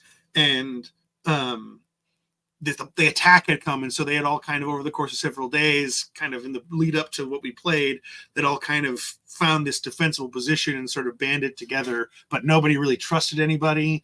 And we're all very tired. No one trusts anybody anymore. Yeah, well, and I was playing a sort of an NPC kind of like member of the group that was part of what in Mass Effect they're called Cerberus. They're very much like a Proud Boys kind of organization, like with like, imagine if the Proud Boys had the money of like a paramilitary group, like they have like inexhaustible resources and have all kinds of crazy like pro-human, they're very like anti-alien, pro-human. And I was playing a character who was one of the people in the group was actively hunting this guy. And he was actively hunting one of the people in the group because they were an alien that had like an alien hacker that had disabled some of the planetary defenses, or like had done some hacking that interfered with the planet's ability to defend itself somewhere else. And they're like, oh, that was an aggression against a human colony. Time to die, alien.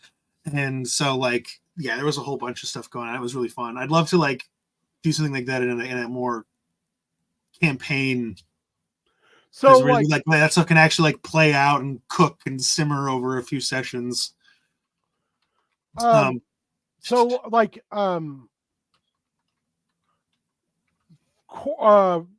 Space Grave and Space Grave and Core Space have similar kind of settings. I think like Frostgrave, though, the fantasy setting is interesting because it's like a city that's been frozen solid in ice for 1,000 years. All of a sudden isn't frozen. So you're wizards who gather a group together and you go in to basically raid the city. That's cool. So like that's the whole thing. And you're playing a wizard. You have an apprentice, and you have these like, I think there's 12 schools of magic, and you choose a main school. And then by choosing a main, you get to know these are my secondary schools, and these are the schools I can't access at all. Sure, I like that. And then you have to buy it's kind of Mordenheim-esque. You have to buy and pay your group. So like, there's only one really fighter class that you can like build upon, which is like your champion. Everybody else is fodder. They're literally like in Mordenheim. They're just hired hands. Sure. Also, the cool thing is I haven't played Mordheim. I haven't. Warhammer Fantasy was not something I ever got super into. Mordheim's great. I know of the setting, and I play a lot of Total War Warhammer, but I never played the tabletop game. So the other cool thing is like you get to set up a base. Mm-hmm. So you take over one of these, like I think there's 30 different locations. Sure. You take over these abandoned buildings. Yeah, cool. And each one, cool. like, so if you take it over like an abandoned library, you get these certain benefits. That's really cool. Yeah, I love that. Like a brewery, you get these things. So if you're like if your main school is like alchemy, sure, you're brewery like, would be very brewery. Useful. Yeah. But the cool thing is there's a sister game to it called the Ghost Archipelago, and you're playing on a different part of the world where you're a pirate captain, and your bloodline came from a person who found the Ghost Archipelago and drank from it. So you have like a bloodline that has like magical abilities, but it's been generations and generations and generations, and your bloodline has thinned. So you're going back into the Ghost Archipelago, which is again appears like every 1,000 years or whatever, to find a place to drink from to get your powers back. Interesting. And in both those games, there's indigenous life there who doesn't want you there, and also there's other players. You can play this solo games, but there's other players looking for the same shit. And they're games that are slightly interchangeable, but not quite. And then Ghosts, Rangers of Shadow Deep is more like, it's in the same world from my understanding, but it's more like you work for a lord and you're basically like Aragorn and you put your group together because there's something horrible happening in the forest and you have to find it and get rid of it. But I love like Frostgrave. I've had some really great games with friends, like 6-7 people around a table. Yeah, that sounds fun. And I haven't played Stargrave at all, but I've played Ghost Archipelago and it is fucking awesome because you have a secondary character who's like an elementalist who helps move your ship. So they're like, do you control the wind? Do you control the water, fire, whatever? And you use that to move the ship around. That's cool. So like they've got powers, and you've got like a power, but not anything like, when you're a wizard, also you're getting experience for failing spells, not for succeeding. But it hurts you because it also costs you hit points to do. Yeah. Oh man, one of the things that really like I'm not married to Beyond the Wall for the Telos setting just because I haven't played it yet, so I don't really know how it'll work. I think it'll fit really well. But one of the things that I really got sucked into it that was like, oh yeah, this sounds like a really good place to start, if nothing else, was the way magic works in Beyond the Wall, where it's like you get one spell per level, you can cast one spell per level per day. And your cantrips, they don't do any damage, but you can cast them as much as you want.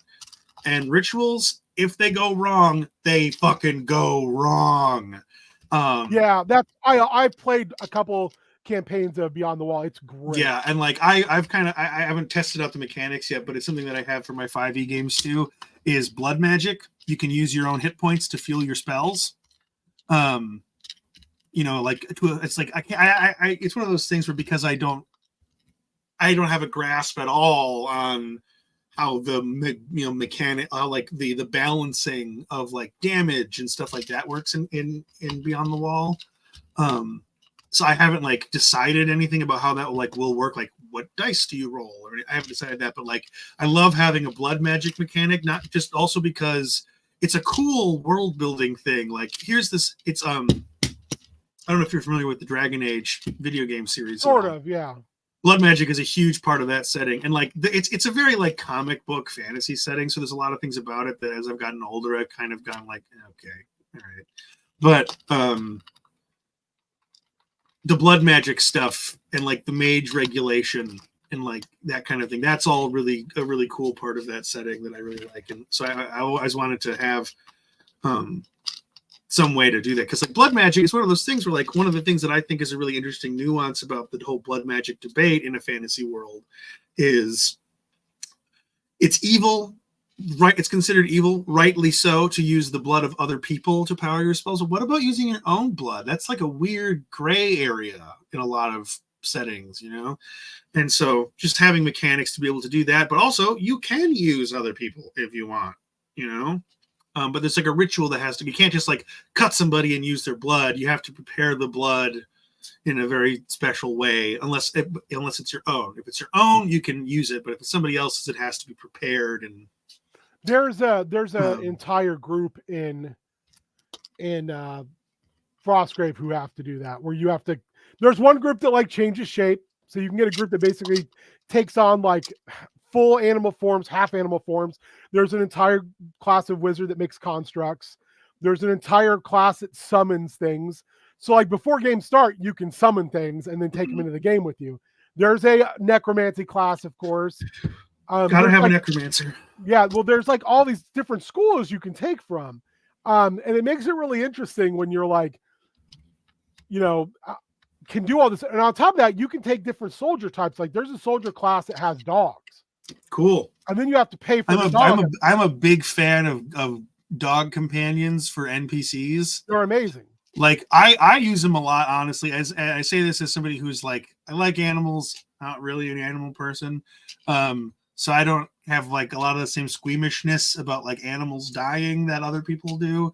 But I use especially for low level groups, I use mastiffs and dogs a lot as like part of gangs, like groups of thugs or whatever. There'll be like an attack dog or 2 attack dogs or something, which I think is very underutilized. It's always like a group of people. It's like, well, there's some fucking dogs in there. You ever seen a group? Like if there's like stereotypical things about like thugs in movies, having at least one of them having a bad tempered dog is a very common stereotype.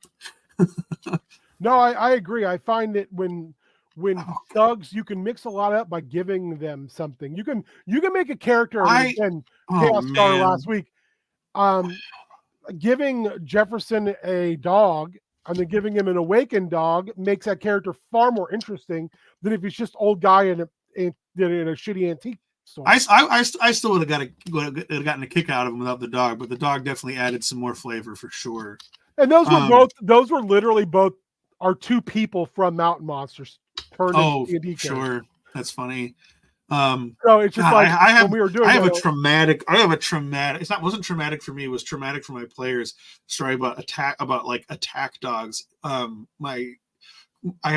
haven't played with them this last year because people's lives have just been too busy and people like temporarily moved for school stuff and all kinds of shit. So I haven't played with these 2 groups for like a year, but the plan is to get back to them in the near future, I hope. But early on with one of those groups, no one in that group had played D&D before, and this was right at like not too long after I'd played my first games with you, way back before the pandemic. So I was still very new to TTRPGs on the whole, not just running games.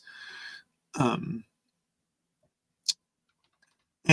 that group is that campaign has been within one city the whole time. It's a city which somewhat strangely before COVID, the kind of main inspiration I had for this campaign was the first act of the classic BioWare RPG Neverwinter Nights.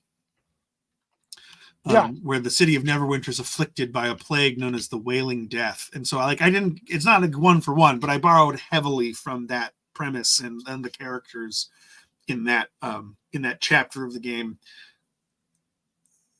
So they're in the city trap, it's under a self-imposed quarantine. And again, this is before COVID. So when COVID hit, it was kind of like, well, now it's both real and fake. And so, there's a lot of unrest in the city. There's, lots of people have died, and there's economic problems, and gangs have taken over in places where they've driven out the city watch. And the group was heading back to like a rest place, like a city watch garrison, after doing something. I don't remember what, investigating something. And it was a way for me to introduce, because one of our other friends wanted to join the campaign. And so it was a way for me to introduce her character. She was defending a family from a group of thugs who had like 2 dogs on chains that were like going after this family. It was 2 parents and 2 young kids. And in the fight, my group, they were also new that like, it hadn't really occurred to them that like, non-people in the party and non-enemies can die. They can be killed by things, because it was either they didn't have any experience with anything like that, or it coming from video games where those types of moments are heavily scripted. Mm-hmm.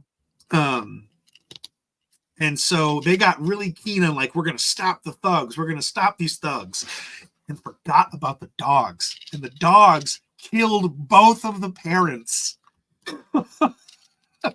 And the group was just like, oh, and that was like one of their, like there was a couple of moments in that same patch of the campaign where like they learned they were mortal and like there were consequences. It was that. And then they got into a fight that was way too much for them that early. And they got out by the skin of their teeth. Had a couple people go unconscious and were just like getting like, war movie, like dragged by the back of the collar, like out as they're unconscious trying to escape. And it was like, you have learned now. you have learned. You don't have plot armor. I mean, you kind of do. It's 5e, so you're really overpowered compared to a lot of the monsters that are recommended for your levels. But that's why I use a lot of monsters. Although that's something I'm trying to break because it makes combat take way too long. I'm trying to get better about like. I just believe in fuck around and find out. Hence the reason I will put Gem Crust in Adventures of Chaos Scar, and I'm like, if you guys poke that bear, it's on you. Yeah, I'm not going to poke that bear. That's why I love Connor has a strong, even though he's kind of an idiot, he does have a strong, and unlike impulsive, he does have a strong sense of self-preservation. Sometimes. You know, I like the idea always of PCs having options. I mean, like when you guys killed that dragon, that young dragon. Yeah, I wasn't even there for that. I think I was like trapped in the cave or something. Like I was just like somewhere else. The plan was kind of wild. It was a very good plan. And then everyone, I think like 3 people out of 5 rolled crits. And like there's no answer for that. So it should die. Yeah. I don't like that's when like planning and luck and everything turns your way. I have no problem with that. But if you guys rolled worse in that encounter, it would have been like it was on Monday. Like somebody could have died. Mm-hmm. And I think that's important to have that threat. But the world is not a fucking it's not a video game. Not you don't get to go into areas by level. If you walk into something you shouldn't. You can have encounters with shit that you're not supposed to be that yet. But I also feel like a monster like a dragon would do like it did in that case where it was like, hey, walk away. Just like in Mad Max, just to walk away. I'm giving you the chance because the sum loss for me is I'll probably lose some shit, but there's a 90% chance I fucking annihilate you. I just don't feel like I need to. Mm-hmm. So get the fuck out of here. And that group tended to be like, but also no, I will go where I want. But it's also why things like when you go to NPCs who don't immediately draw swords on you, or even if they do, and you're able to communicate and negotiate.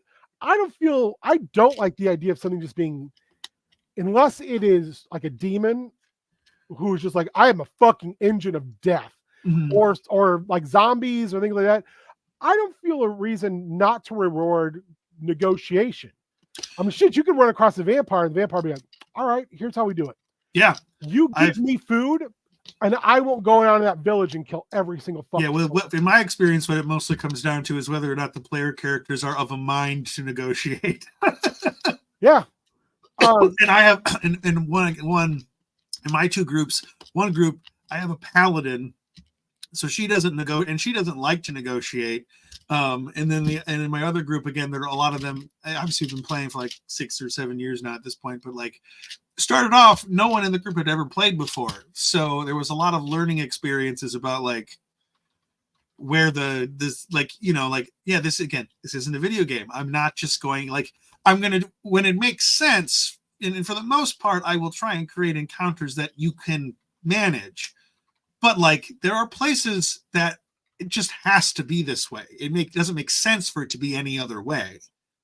I've got it's something that I've been sitting on for a year because we haven't quite gotten there with this campaign. But I'm about to have an Empire Strikes Back moment with my Sunday group where they've been doing really well.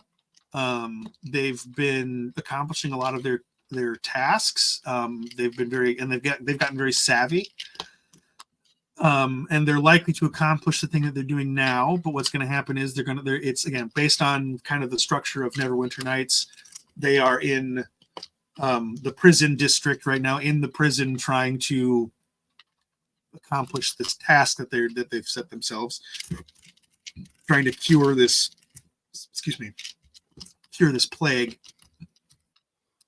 And when they get out, because they've been so successful, the main antagonist, who is a guy who like is somebody they have met but don't know that it's him. He's been good enough. He's been charismatic enough to kind of get them not on his side, but like to kind of like have a working relationship with this guy. He's somebody they don't encounter all the time, but like occasionally when they check in with their handlers, he's there. you know. And you say talking about vampires, well, he's a vampire, and there's a whole vampire cult in this city that is part of a they worship the like inheritor to the god of death. When my setting in that setting, I use the Forgotten Realms pantheon. It's slightly modified, but mostly kept as is. Rather than having like 30 or 40 or 50 different gods, what I've done is I've taken all the ones that are very similar and kind of just like, okay, that's an aspect.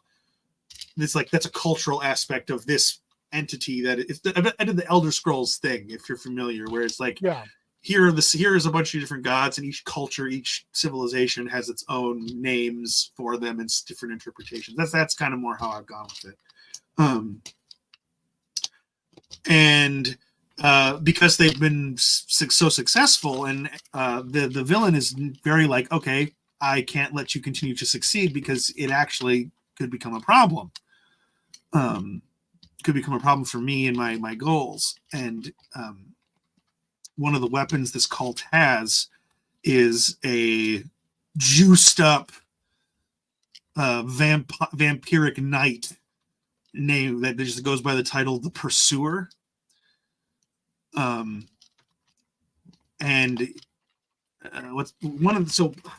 Briefly, what'll happen is there's a bunch of different shit this is me going, don't split the party. Well, you gotta split the party to get this done, boy. They're gonna come out of the prison and everything will be going wrong. I've got a whole bunch of different plates that have been spinning in the background of this campaign the whole time that the group just hasn't. There are things that they would not have known were happening and would have had no reason to try and pursue to check, especially when their main motivation is finding the cure components for this virulent sickness that's been ravaging this city for like 6 months. One of the characters, the fighter, he's a battle master fighter.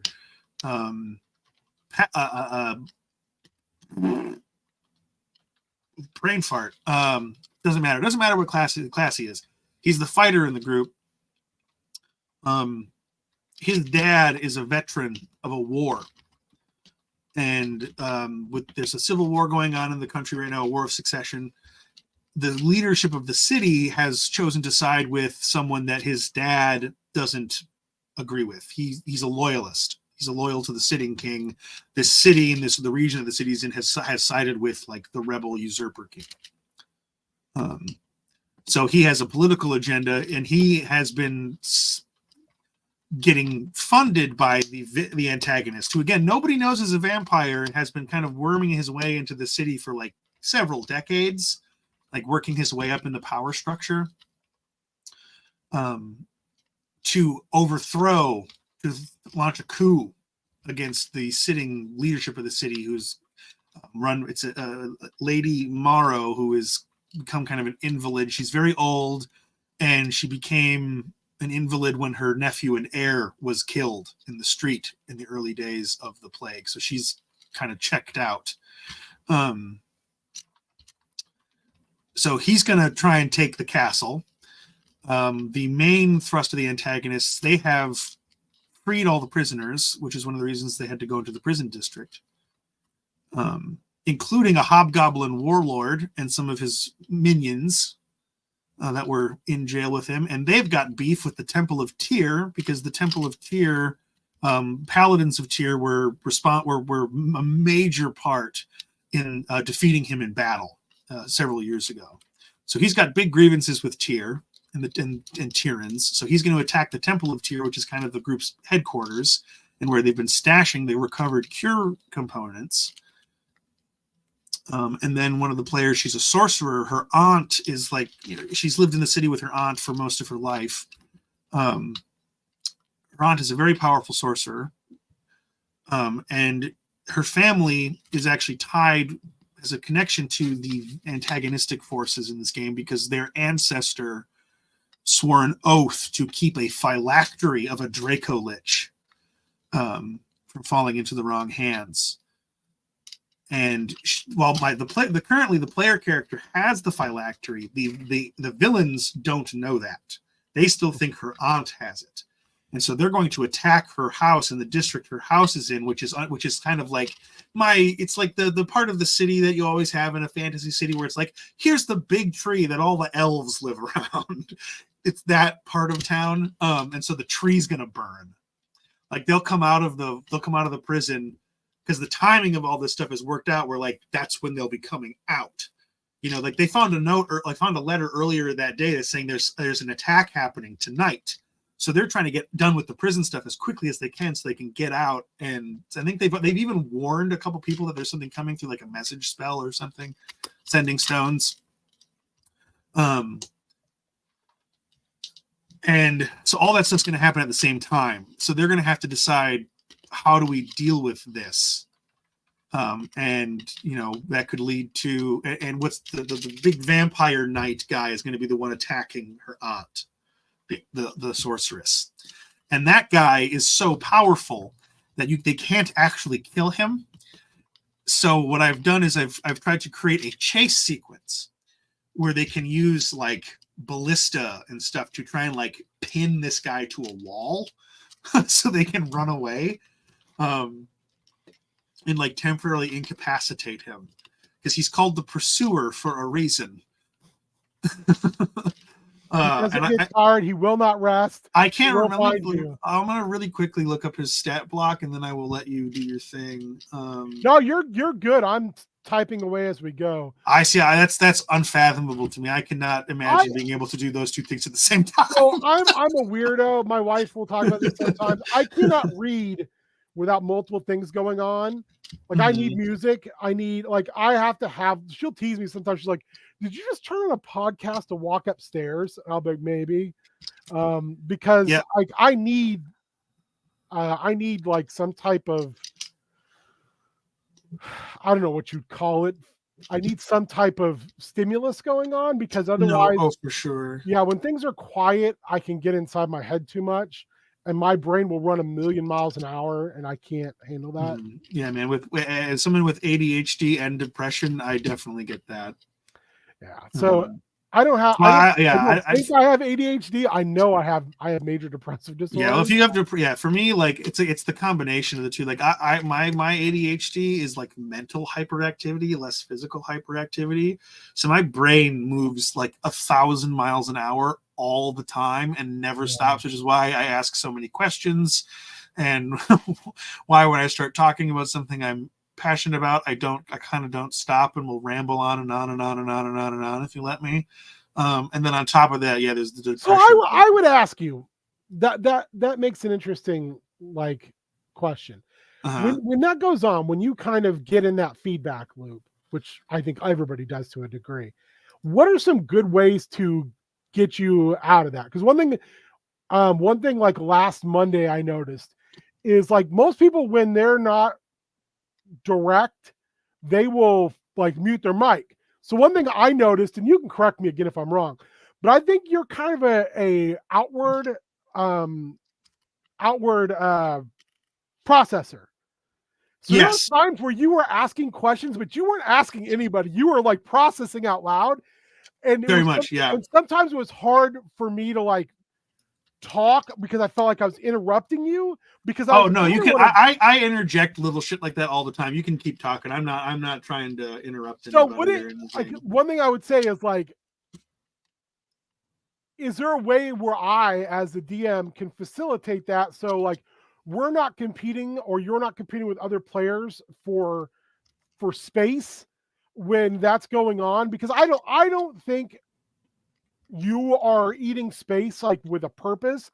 I think it's just like you're processing. Yeah, that is very much what it is. I am a hands-on learner, and a somebody who thinks about a lot of stuff. Not everything, but I do tend to think about things out loud. But as a DM, you can also see how like outward processing during a game like that can like eat up space where other players don't want to say anything, because like, is he talking to us, or is he talking to the DM? Sure. Yeah, I do wonder about that stuff sometimes. My sort of not position, but like kind of what I'm at least operating under the assumption is that like when other people are doing stuff, I'm trying to be quiet unless there's like it's mostly me like reacting to things, you know, and just like just being enthusiastic, you know. Well, again, I don't ever look at it, and I don't think anybody else looks at it as like I don't on purpose. But I would honestly say, like, I think people get distracted by it. Like I do have I've had a couple people from different groups come and go like, well, I don't want to be rude, but you know, that type of conversation where I have to go, I think he's outwardly processing. And so I'm asking you as someone who wants to make and those people as well, once we've had this conversation, is like, well, shit, now I feel like an asshole for saying that. It's like, no, it's good you brought that to my attention, because sometimes I will miss that. And I have a tendency sometimes, like, the person who is interacting the most, my focus will go like this. Yes, let's play a game, just you and I. Oh yeah, see, I know how that goes too. With my ADHD, I'm incredibly susceptible to interruptions, and I guess the way that I don't know what to do, but what you do about it with like a group of people, but like I don't know what.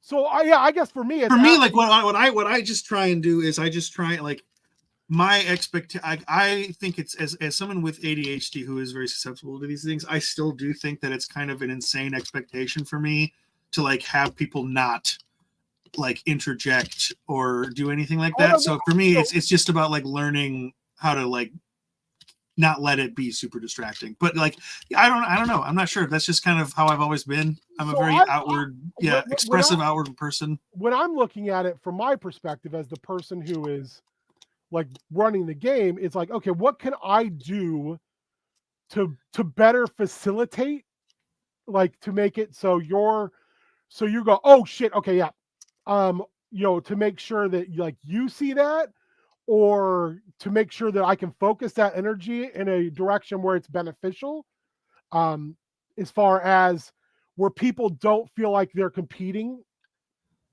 Because I'll be honest, like Monday, there were a couple times where you were like, and I know you were outwardly processing, but you were talking over me, and I was running the game, and I was like, just gonna let him burst through his moment. Yeah, I mean that's like, that's something that I am constantly working on too. Is because I'm an outward processor, it reads as interruptions a lot for people, which I totally understand. And that's why, because my brother gets pissed at me for doing it all the time. I'm like, dude, I don't know, I can't help it, man. I don't know what to tell you. Like and like I feel, and also too, maybe I'm wrong about this, but I feel like in regular conversation, interjections are like perfectly normal. You know, as long as you're not like interrupting and changing the subject, but like when somebody says something and you go, oh yeah, cool, that's nice, like that type of stuff. Or like, oh yeah, I know what you're talking about. I have a thing that it was sort of like that.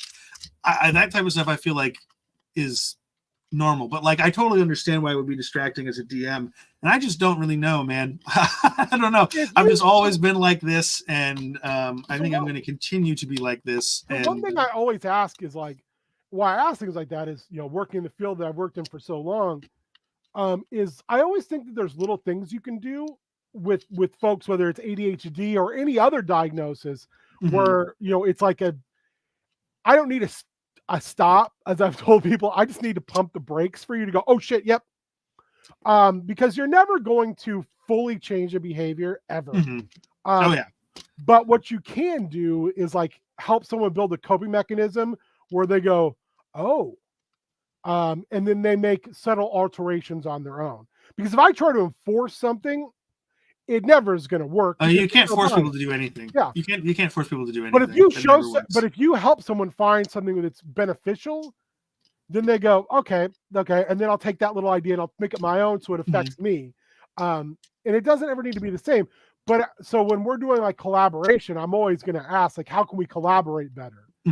So yeah, that was kind of my weird aside today, but like a question, because I think one of the things, you know, as a fellow DM, is like, how do I run the best table possible, not for one person, but for everybody at the table, knowing I can't please everybody. Yeah, I have to build the best buffet for everyone's tastes. Yeah, Well, one, I do sometimes get the sense that like I'm talking a lot, talk a lot. So when that happens, when I do have those, do you see this face? yeah. Well, when I do have those moments, I tend to like okay, I'm not going to talk for a bit and let other people do some stuff. But I think one of the things, excitement kills self-awareness, though. With that's what I know a game is good is when you're very talkative because you're like, I'm fucking into this. Yeah, well, like I don't know. I guess my whole thing is like I don't want, my intention is not to like make other people feel like they can't talk. I'm mostly just making background noise is sort of what I feel like I'm doing in my own head. And also, like I said, I ask a lot of questions. I just ask a lot of questions. I always have.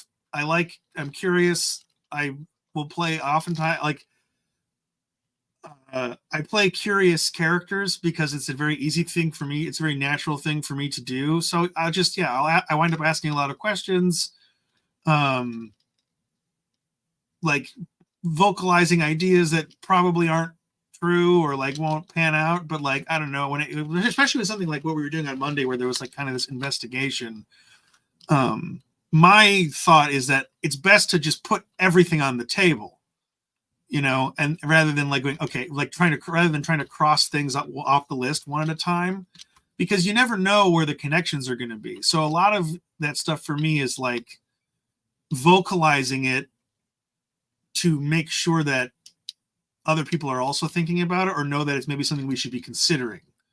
Because if I don't hear people mentioning stuff like that kind of sounds alarms in my head, whether it winds up being true or not,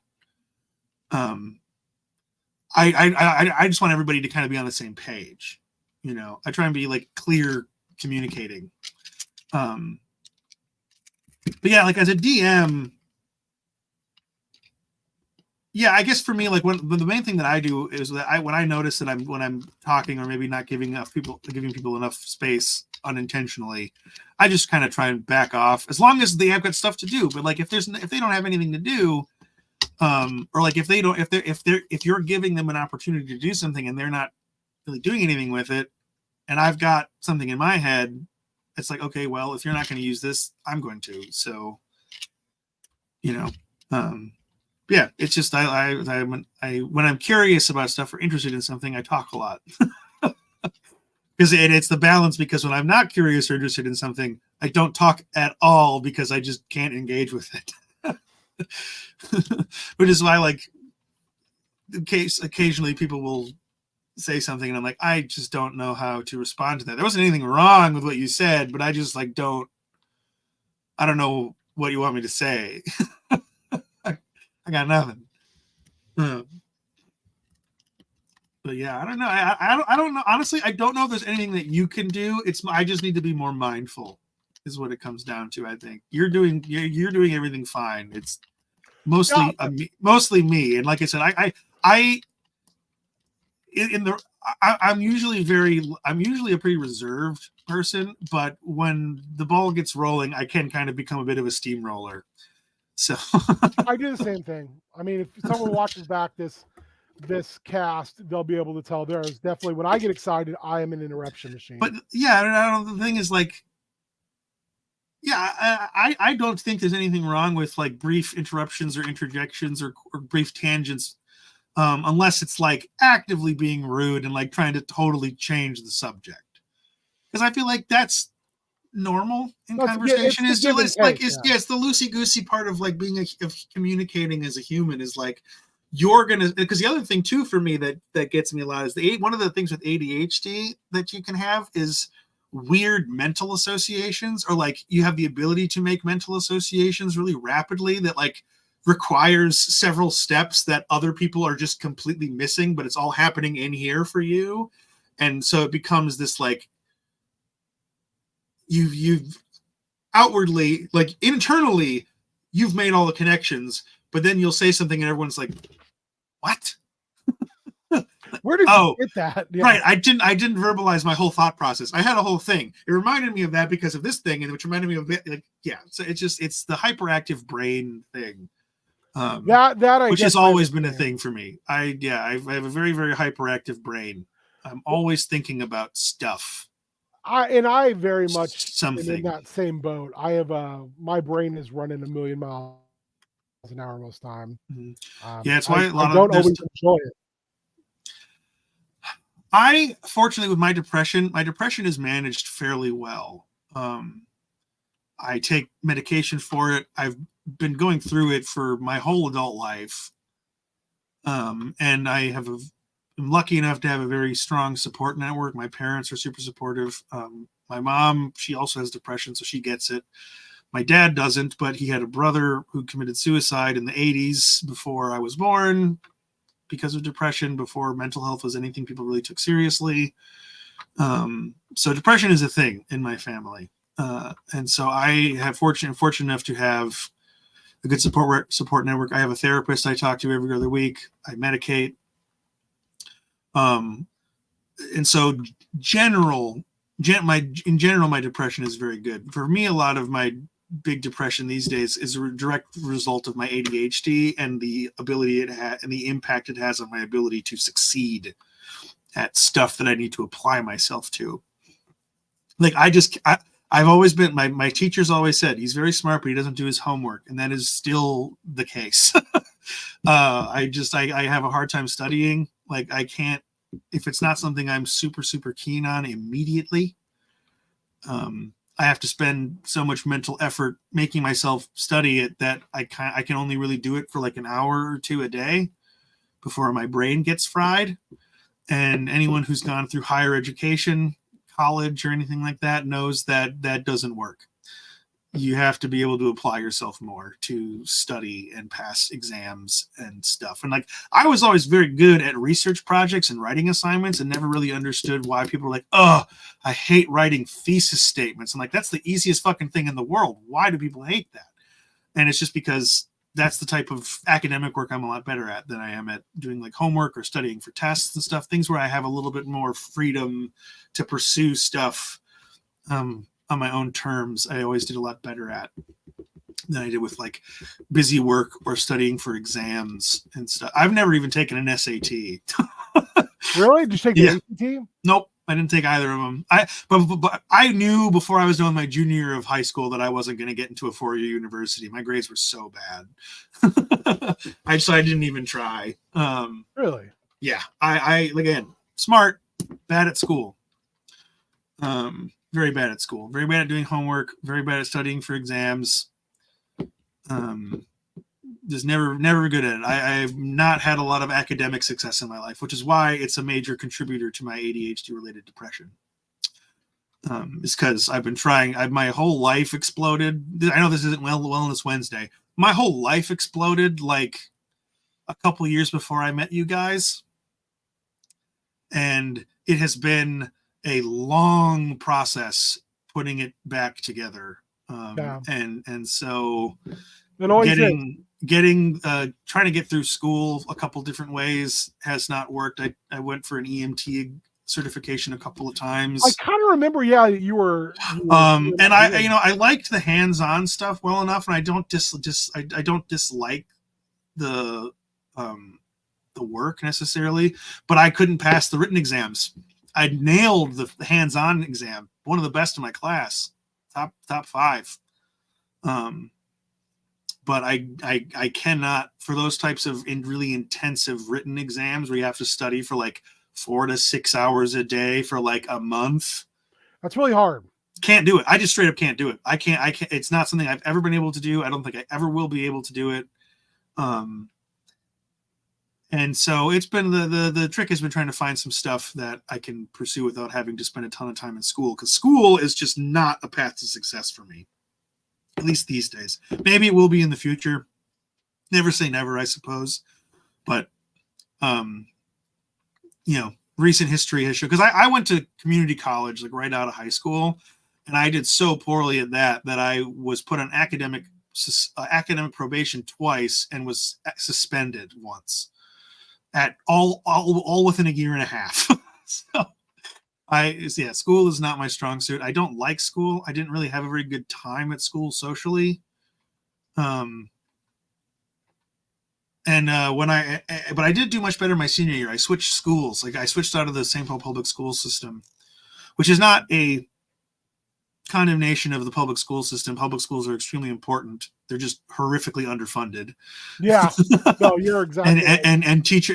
And tenure for extremely old teachers is a problem because they don't fucking care. They don't want to be there anymore. They don't give a shit. It's just a paycheck to them, but they can't lose their jobs because they have tenure. But that's a whole other thing. Tenure is important, but after a certain point, it becomes it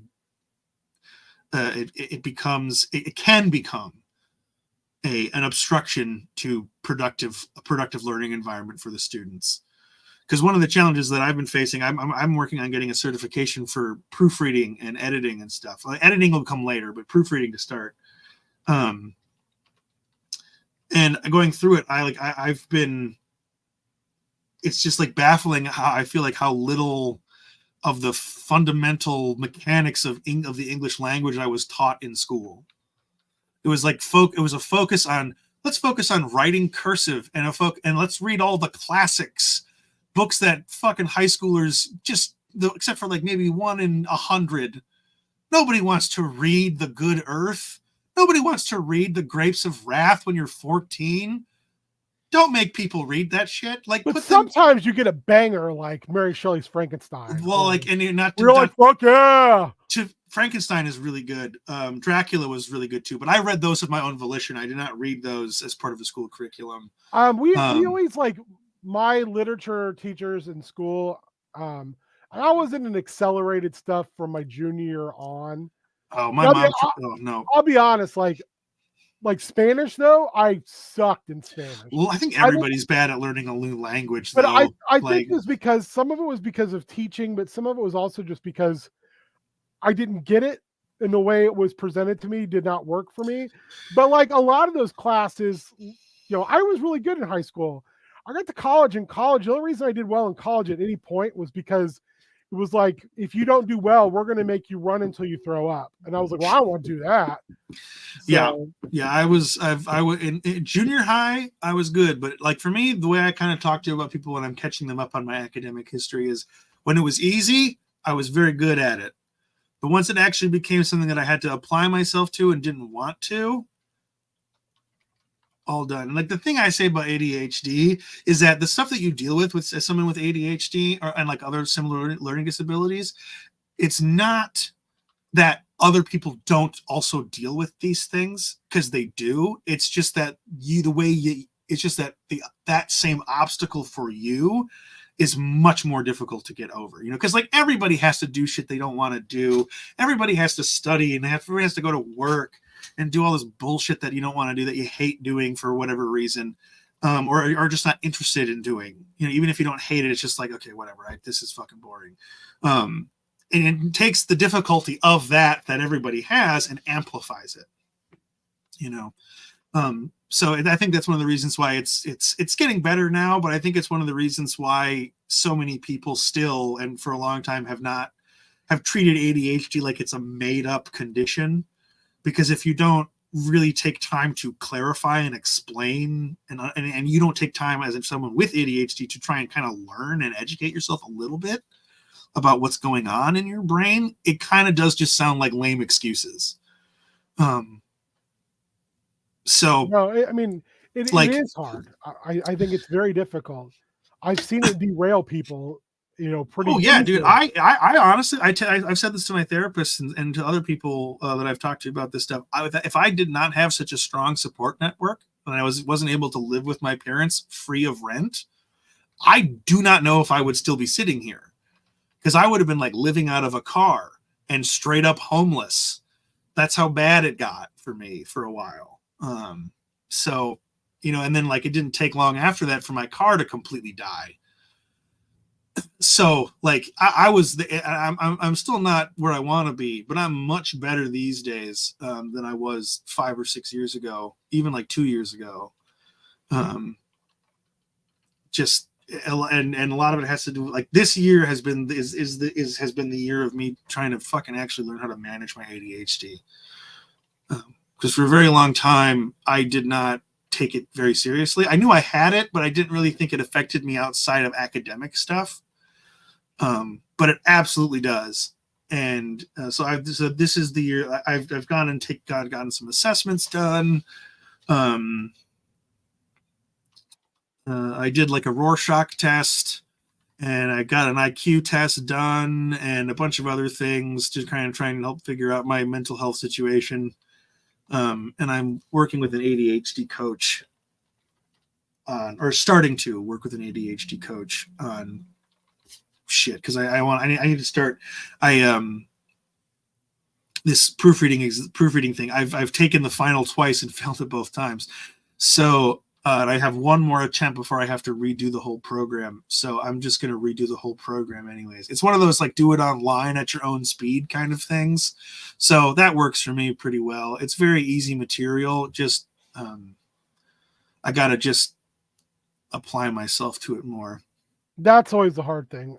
Application is difficult. And especially, with ADHD, it takes something that's already difficult and makes it even harder. Yeah. It takes like climbing up a steep hill and turns it into climbing up a mountain, I think, this is the thing, is sometimes people are able to focus that in really well, especially if they've got if you've got primary or secondary diagnosis of things like, ASD, where that becomes very helpful in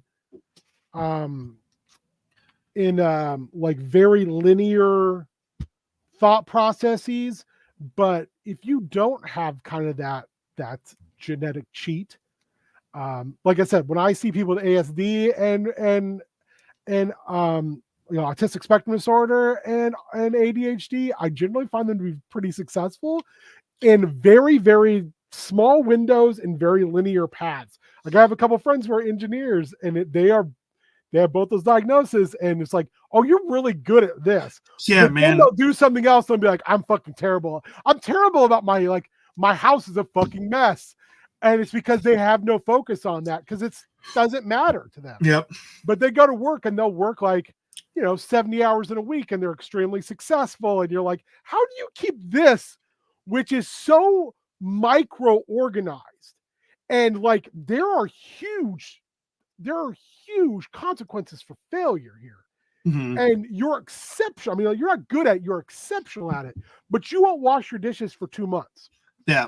See, from like the weird place that I am in is that, with ADHD, it's tough to stick to routines, and it's tough to stay organized over extended periods of time. But I actually really like being organized. I work better when I'm organized. I think more clearly when I'm organized. And so I have I'm one of those ADHD people who has the internal struggle of like, oh, I mean, I have ADHD and I'm kind of disorganized, but like, I really, really it's not even just like a want, like, oh, I wish I was more organized. It's like, no. I can organize myself, and I have very specific ways I like to organize things. I just can't maintain that. I struggle to maintain that a lot of the time because I have ADHD. And for me, my main problem with my ADHD, because ADHD is one of those things where, like, I don't know, I see in like a few decades it probably getting like reclassified into several different types of ADHD, like more specifically, because there's so many different symptoms for ADHD. And like, I was looking at a comprehensive list. Yeah, it's a spectrum disorder. It just hasn't become a spectrum disorder yet. Yeah, I was looking at a comprehensive list of like all of the known, or like most of the known symptoms of ADHD, and going like, I know that one, don't have that one, have that one, not that one or that one, and so like, so for me, the big one is executive function, or rather executive dysfunction, my ability to change tasks, to reprioritize things, to stop doing what I'm doing, to start doing something else. Even affects my social interactions. That's why I don't like brief, like really brief social interactions, like little pleasantries and stuff. It's not because there's anything fundamentally wrong with that. It's just because my brain can't switch gears fast enough to engage in that social action. So it makes it so it's stressful. Yeah. It's only for a few seconds, but like it's still there. And so I don't, that's why I seem maybe aloof sometimes to people that I'm new to, because I just don't, until I have something that I can like latch onto in a conversation with you, I just don't really have anything to say. Well, also, like, communication is so individualized. We all have our quirky forms of communication.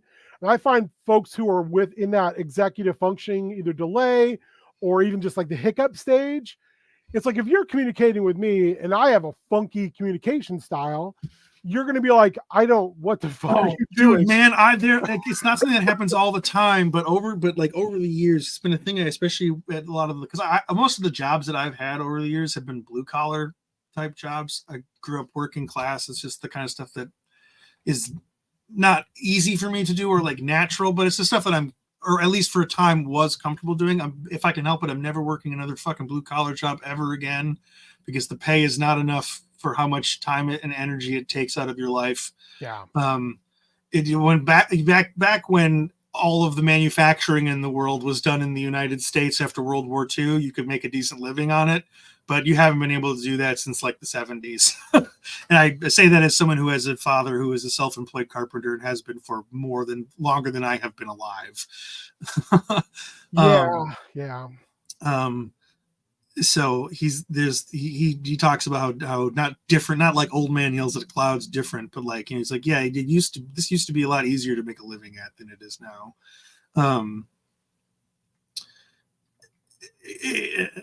It's God, I completely lost my train of thought. That's the other thing that happens with ADHD is my train of thought I don't just lose it. It careens off the bridge into the chasm. Mine does that, but from brain injury more than anything else. Like, I will be midstream running really well, and then I will do the same. I'm just like, it goes way off the rails. I can't find my way back. And sometimes it's as simple as I lose a word and get so stuck on trying to remember the word that I can't remember what I was talking about. I get into tangents. It's the mental association thing where it's like, oh, that thing we were just talking about reminded me of this thing, so now it's relevant, and then that thing reminded me of this other thing, so now that's also relevant, even though it's not. Yeah. All right, man. Well, I'm going to let you go. It's 12:30. I'm hungry, and I got to run and take care of a couple of things. Excellent. Thank you so much, Michael. I really appreciate it. Yeah, dude. It's always nice to talk shop with some people. 2 weeks, because I'm not doing this next week, but the week after, that's cool. Yeah, it's nice to have people to talk shop with, because the only other people I have to talk shop with besides like you and a couple other people in this group of people are people who are in my games, and so I can't really. There's only so much that I can. You're like, I don't want to spoil it. Yeah, and like I do have a couple of people who I trust. Like I can kind of tell you something about the world that might be kind of relevant, but it's not like a spoiler for the campaign. But I can trust that you can keep that to yourself, and like that's not going to affect how you play your character. Everybody needs a Matt Lynn. My brother, my brother Dan, he's so great. He's one of my favorite people to play D&D with in my groups, because he's just like, he comes to the table, he knows what he's doing, and he's able to kind of keep his knowledge separate. Yeah, Matt's like that. Matt will play in some games that I run, and he'll do the prep with me, and he's the best person at differentiating. Like, I don't metagame. I don't think he has that in him, and it's amazing to be able to pick his brain, have him look at something and go, well, and then know that he's never going to use that to move the game in a direction. Yeah, I have a friend from Michigan who I've tried to get him to join the server because he's one of my old RPG friends. We started playing Star Wars: The Old Republic together. I joined a role-play guild that he was one of the people who was in charge of, and him and his wife were running it at the time. And she's very, very busy, so I don't think she would have the time. But he's been like, man, I miss tabletop gaming because we haven't done much of it this last year. And so I've sent him a couple of links to join the group. Like, hey, man, I don't know. Like, I know you don't know any of these people, but like, there's games happening in here pretty regularly. So like, and like, we have a rainy day game that we play occasionally. It's a level 9 Forgotten Realms game. I play a level 9 Soul Knife Goblin Rogue, and my brother plays a level 9 half elf Wild Magic Sorcerer. We had a monk, but he doesn't play with us. School is a thing. So like, and my friend really wants to get like a couple more people in on that. So I'm like, dude, join this server, because I'm sure there's a couple people you could find in here that would be interested, and they're fine. Oh yeah. I mean, and I think that's the thing is, our goal is to always be able to hook people up to find the flavor of, and community. That's really what it is. It's like, let's have fun. And that way, when things come around, when we want to do charity streams or fundraising, we have people who think, well, I'll fucking be on that. I'll do that. So let's use our nerdiness for good. Yeah, I had a lot of fun with the Extra Life this year. I played in a few more games than I normally do. And I think one thing I've realized is like my DMing style is not really super well suited to one shots. So I always have a really hard time doing them, but I do like playing in the games. Yeah. Extra Life. I always tell people when they're like that, like Cassandra runs an Extra Life every year and she's terrified of it every single time because she doesn't run and she doesn't enjoy it. If you don't like it, you don't have to do it. She feels like she has to, which I appreciate. But the thing is she's actually pretty good at it. And I think people, when they say like, well, I don't like doing this, or like one year I was like, I'm going to run a puzzle dungeon. I fucking hate it. And it failed miserably, but I'm glad I did it. Because you know now. Well, I think like even that investigation game last Monday was like, this is not my style, but it went really well because of the people involved. I think running one shots overall makes you a better DM in the long run. It teaches you how I do it. I do try and do it every once in a while. Yeah, it makes you a better DM because it makes you shorten and edit and do all these like little skills we don't think about. When you're like, okay, I'm on a time limit and I gotta squeeze this in. So yeah, it's great. Unlike forever. Yeah, I can't even remember where it is. I'll have to look around for it. But I found a whole blog from a guy that was just like 1-page adventures where everything is on one page, and I ran a couple of them and they were really fun. That's a yearly contest. I was still trying to do too much. I still tried to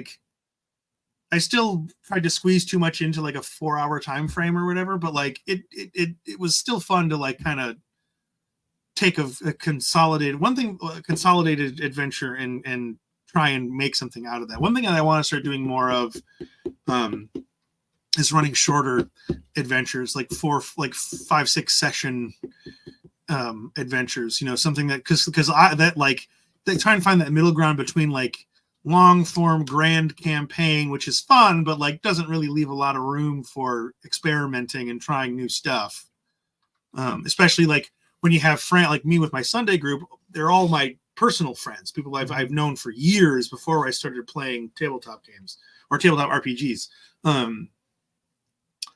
And the issue is that like everybody's really invested in their characters and that campaign, and so whenever I bring up like, hey, do you guys want to try this? Do you want to try this other? Like, I would rather just keep playing our other game because also there's like, it's not an unwillingness to try something new, but it's like, who has time?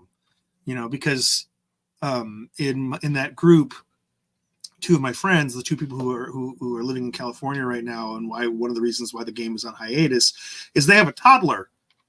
They have a 3-year-old, and so even when we do play, which is like once a month under ideal circumstances, at different times of the evening we're playing, mom or dad are kind of away from the table, distracted, trying to keep kid entertained, so or like trying to keep him entertained at the table. And so like the different circumstances make you learn different stuff. And so and that is something that I do appreciate about trying to run one shots, is just that like it does kind of force you to learn how to do it differently. And it's not necessarily something that like I can see myself doing a lot of and like being like, okay, now this is the style that I'm doing, because I am very much, I think a part of it has been instilled into me through 40K and maybe some other stuff from when I was younger. But I love scale. I love grand stories, big epic adventures and things like that.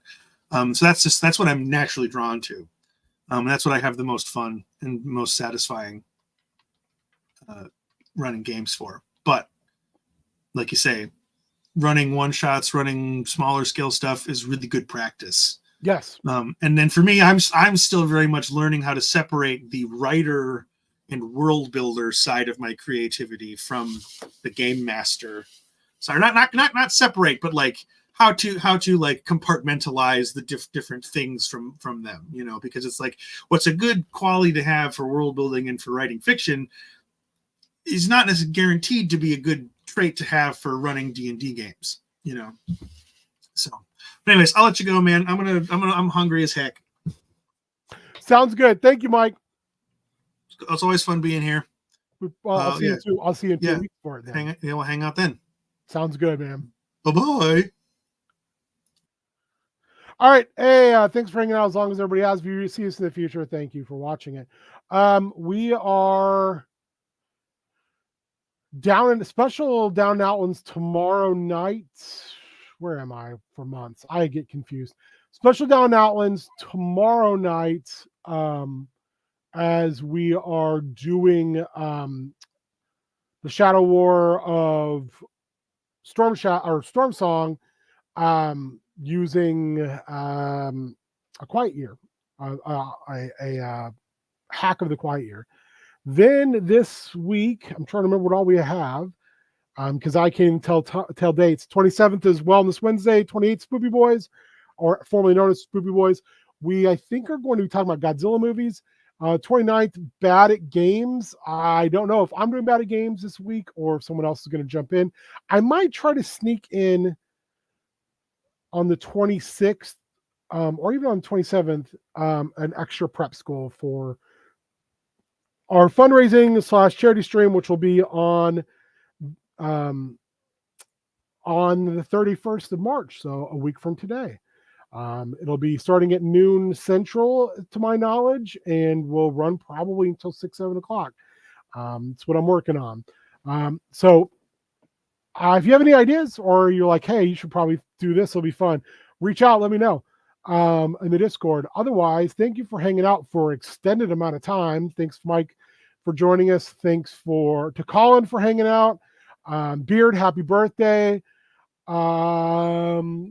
Matt, I hope you had a great day off, and I will see everybody tomorrow night for DNO, Down Outlands.